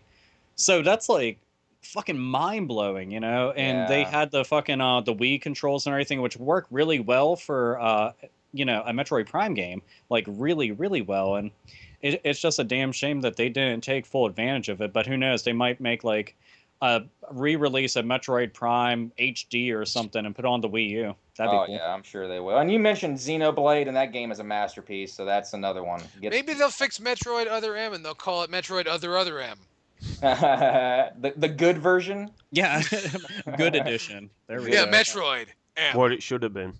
Yeah, no shit. Yeah, that would be nice, but it is. It's, you know, fuck here. And I'll toss out one last game. Sin and Punishment, Star Successor. Oh, that was going on while you were going pee-pee. Oh, Yeah. okay. I'm sorry about that, folks. I was draining the lizard. Well, you know. But tell I the drank fine a lot of people what you Mountain like Dew about during that the game. show. But that okay, that game actually fucking for the Wii U, Tank. That's what it reminds me of. Do you think so? In a lot of ways, you figure it's a really fast-paced arcade shooter, has the multiplayer and everything, except for you know, it's not like Tank isn't forced on rails, but like the gameplay style and everything, and the way that you like combat everything is a lot like it. It's just that you have freedom of movement and whatnot, a lot more so than you do in Sin and Punishment and everything. But when I saw it, that was the first thing that came to mind to compare it, and that's why I was like excited about the game. And the other 8 people out there that bought it, which the only other person I know that got it was like fucking Johnny Millennium, which I actually told him, I was like, I'm glad you got that, man, because that game's fucking awesome. No, it's a great game. I love it. Yeah, but the Wii, it's good. It got a lot of flack. I mean, fuck, as House of Dead Overkill and Resident Evil Umbrella Chronicles and Darkside Chronicles. That's good. It's got a smorgasbord of bloody on-rail shooters, which A smorgasbord? A smorgasbord, yes. Smorgasbord. I've been looking Oh. for a reason to use that word, but now I've got. Well, good. I'm glad. that has not been used since like Charlotte's Web. I want you to know. Oh well. Oh shit. Anyway, but now that you've brought us on to a sad note, it's time for all the sad news as we bring you the Hate-Bit Podcast. Wii U launched Damage Report. And apparently it's been a sad day for a lot of Wii U owners. Silent Rob really wants to bitch and complain about the 50 cents it cost you to register as a child molester, or what's going on, Rob? What is it? So apparently the Wii U is a gumball machine now. So you gotta fucking put 50 cents in this motherfucker in order to register a minor, which is just gonna force little kids to just register themselves as adults so they don't have to fucking mess around with that stupid shit. Yep. Which is totally fucking pointless. You know, and then you have the whole Wii U's bricking during the system update thing, which at the same time, it's like if you turn off your system in the middle of a system update, I really don't feel sorry for you at that point. But apparently it's bricking a lot of Wii's. It's fucking some shit up. The Yeah, thing is, well. like, during the system update, there's people who have been saying, like, it's fucked up in the middle of doing the update. Yeah, And yeah. it's just, like, it's Because frozen. it takes People so got error. long to do. It literally takes over like 2 hours to do it. Yeah. Yeah. It's an extremely long time, and it's kind of weird for a lot of people. I mean, we've gotten used to the entire updates thing, like, you know, within this console gen, but it's just odd to see such a fucking, like, gigantic one at a system launch, and let alone one that's, like, kind of fucking up. And there was actually reports of people who were calling in, you know, well, I'm having a problem with my Wii U and everything, trying to do the update, blah, blah, blah. And the people on the phone were like, yeah, unplug it. Yeah, And, they didn't wait really 15 understand. seconds. Wait 15 seconds, plug it back in. Like, I wish that they would have just said this. Okay, take the Wii U, yeah, unplug it. Okay, go to the kitchen. All right, now put it in a microwave. Okay, 10 minutes. Not 10 minutes, 1 second. Not 9 minutes and 50. Okay, no. You need 10. 10. And they're like, okay, and then what? You're a fucking idiot. And they just hang up on them. That's it. That's it, man. I mean, to give you guys an idea, my brother got the Wii U, so I have played it and played around with it and stuff. And when he first turned it on, he had to do that update. He did the update. We left, went to Walmart, did some shopping, got some Arby's, ate, came back, and it was still only halfway done. So that'll give you some idea how fucking long this update is. Now, are you a fast eater at the Arby's, or are you average? Dude, we took our time, man. Dude, we wanted to play that shit when we got back, and it was not even like halfway, dude. It was You ridiculous. thought there'd be like Meavers waiting for you, right? That's it, dude. That's it. So yeah, it's ridiculously long. Hard to eat. I mean, I would never turn it off during an update because I know that even in the back of my mind, I'm like, that could happen. You know what I mean? So I'd keep that thing on for 2 fucking weeks if it's just gonna sit there. But at the same time, you know, I can see why people are turning it off at the same time. So yeah, it's hard. It's a powerful piece of machinery, it seems like, and it's being marketed to little kids. Yeah. Yeah, what little kid has the patience? patience? Way to go about it because Yeah, that controller is so expensive. It is. Oh, I know. It is. And And the what thing little is, like, kid has there's- the patience to turn it on and wait fucking 2.5 hours for an update? Dude? That's ridiculous. Dude, there'd be kids just flipping out and they're just like, "What is this? No!" And they just like spaz out, break their shit, and like, "This is stupid." Oh god. Like, little kids don't want to fucking wait for anything. Like, I'm a full grown ass man and I don't want to fucking wait for it. Sure, I can go do shit. I'd be like, all right, I'm gonna go read a fucking comic book, and I go back and I'm like, I'm a grown ass man to read a comic book absolutely. because I Like, can't. Like, I'm gonna go and watch porn. All right, right arm's tired, and go back. Fuck. That was only 5 minutes. And my hand's sticky. I do not like this at all. I still have to wait. This is a bum deal. Yeah, but the thing is, like, oh, and the other thing, I just want to fucking say this to all the motherfuckers that are buying like 18 Nintendo Wii U's and putting that shit on Craigslist for $150, $250 more than what it goes for. I will beat you to fucking death, you motherfuckers. I know, All man. those poor ass parents that are like, yeah, I'm gonna get my kid a Nintendo Wii U for Christmas because that's all they've been talking about. Go to the store, shit is sold out, and they're just like, oh, I'll go on eBay. Oh fuck, I can't afford that. That's like quadruple the price. I'll go on Craigslist. Wait, what the fuck? They want my firstborn plus they want to fucking deposit $600? No, but that's what they're going for right now. Seriously, you can all suck a fat one, you motherfuckers. Tis I the know, season. Well, shit. Tis When the I got season. one, I felt like I was getting away with something. Well, that's because you went to fucking Sears, the fucking store filled with cobwebs and skeletons. I went to Nobody's Sears. there. I went to Sears, where America shops, Yeah. and but apparently not anymore. I don't know what's keeping that store around. But yeah, I went to this one place where I said, you know what, they would never have Wii U's here, and they had 2.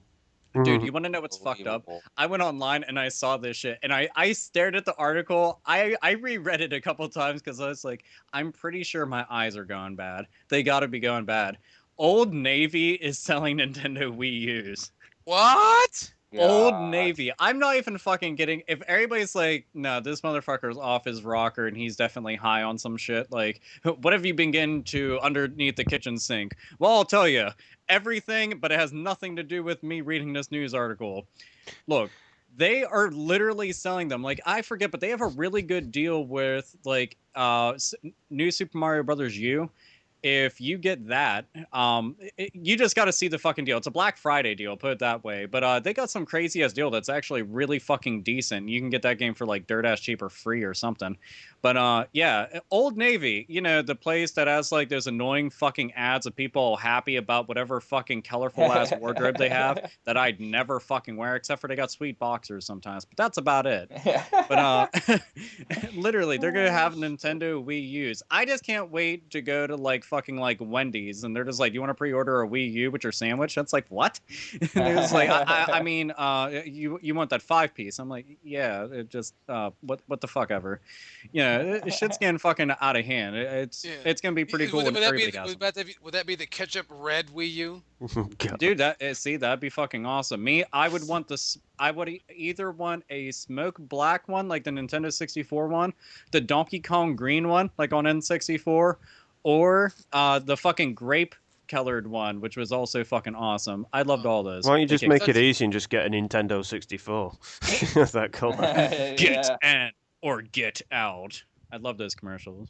I They had were fucking PlayStation, sweet. so I was happy. Oh, well, you know what's interesting?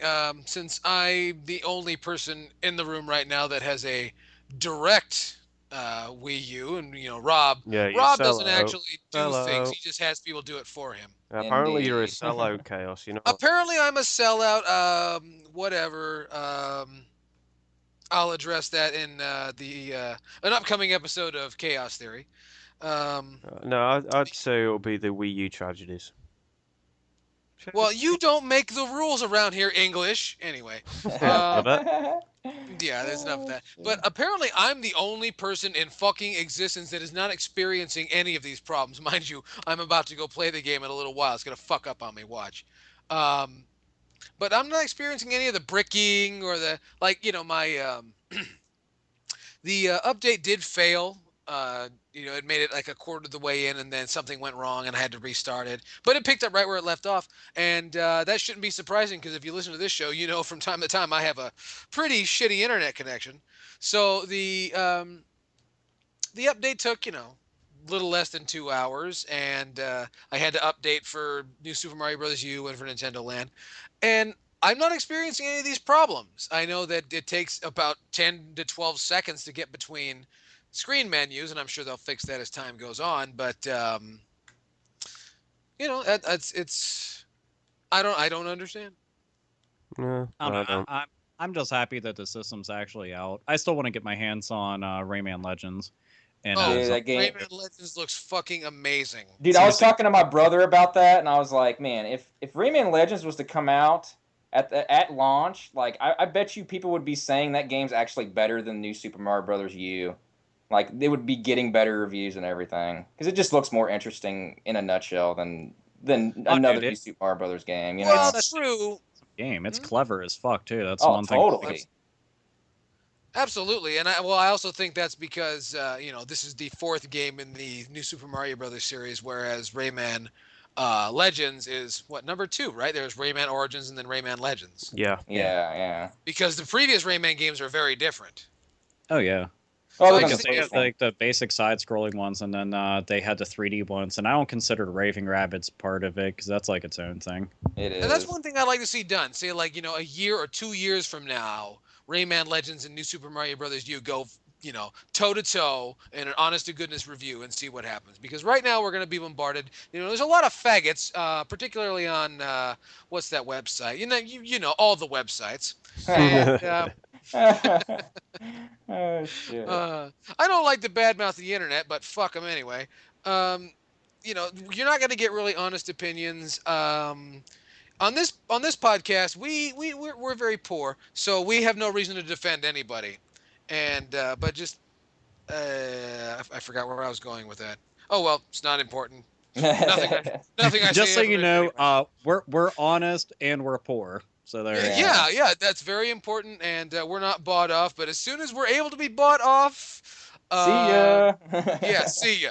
Oh no, see, we won't technically ever be bought off. I'll see to it. Here's how you go about it. You agree to be bought off. Once they give you all the money and the luxuries and all that shit, you flip them off and you continue being the assholes that you were to begin with all the fucking stuff that they were supposed to go and give you to be something you weren't. And we'll Yeah. see. Exactly. But before you do that, make sure you take the money and you hire a damn good lawyer. Or you hire a damn good hitman, which Oh, really you that could go too. to any crack alleyway and get it done for 20 Wait, bucks. wait. Be smart. Hire both. Yeah, that's a good point. Hire the crazy crackhead to go after the hitman.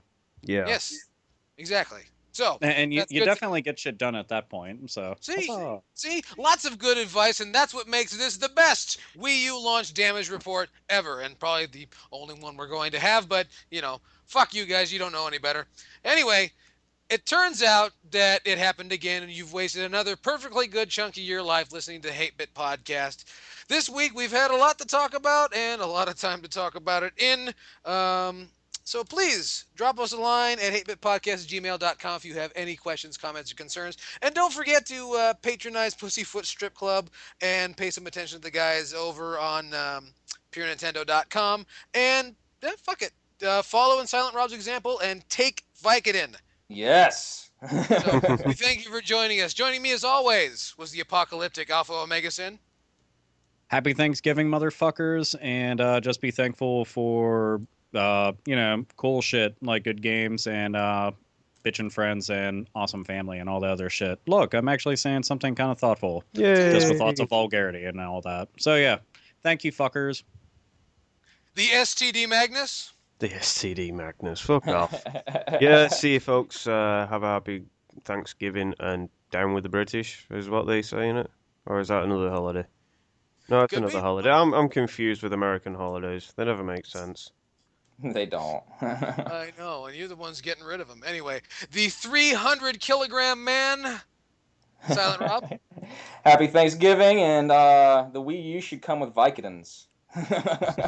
I'm just saying. Now that's how you play with power.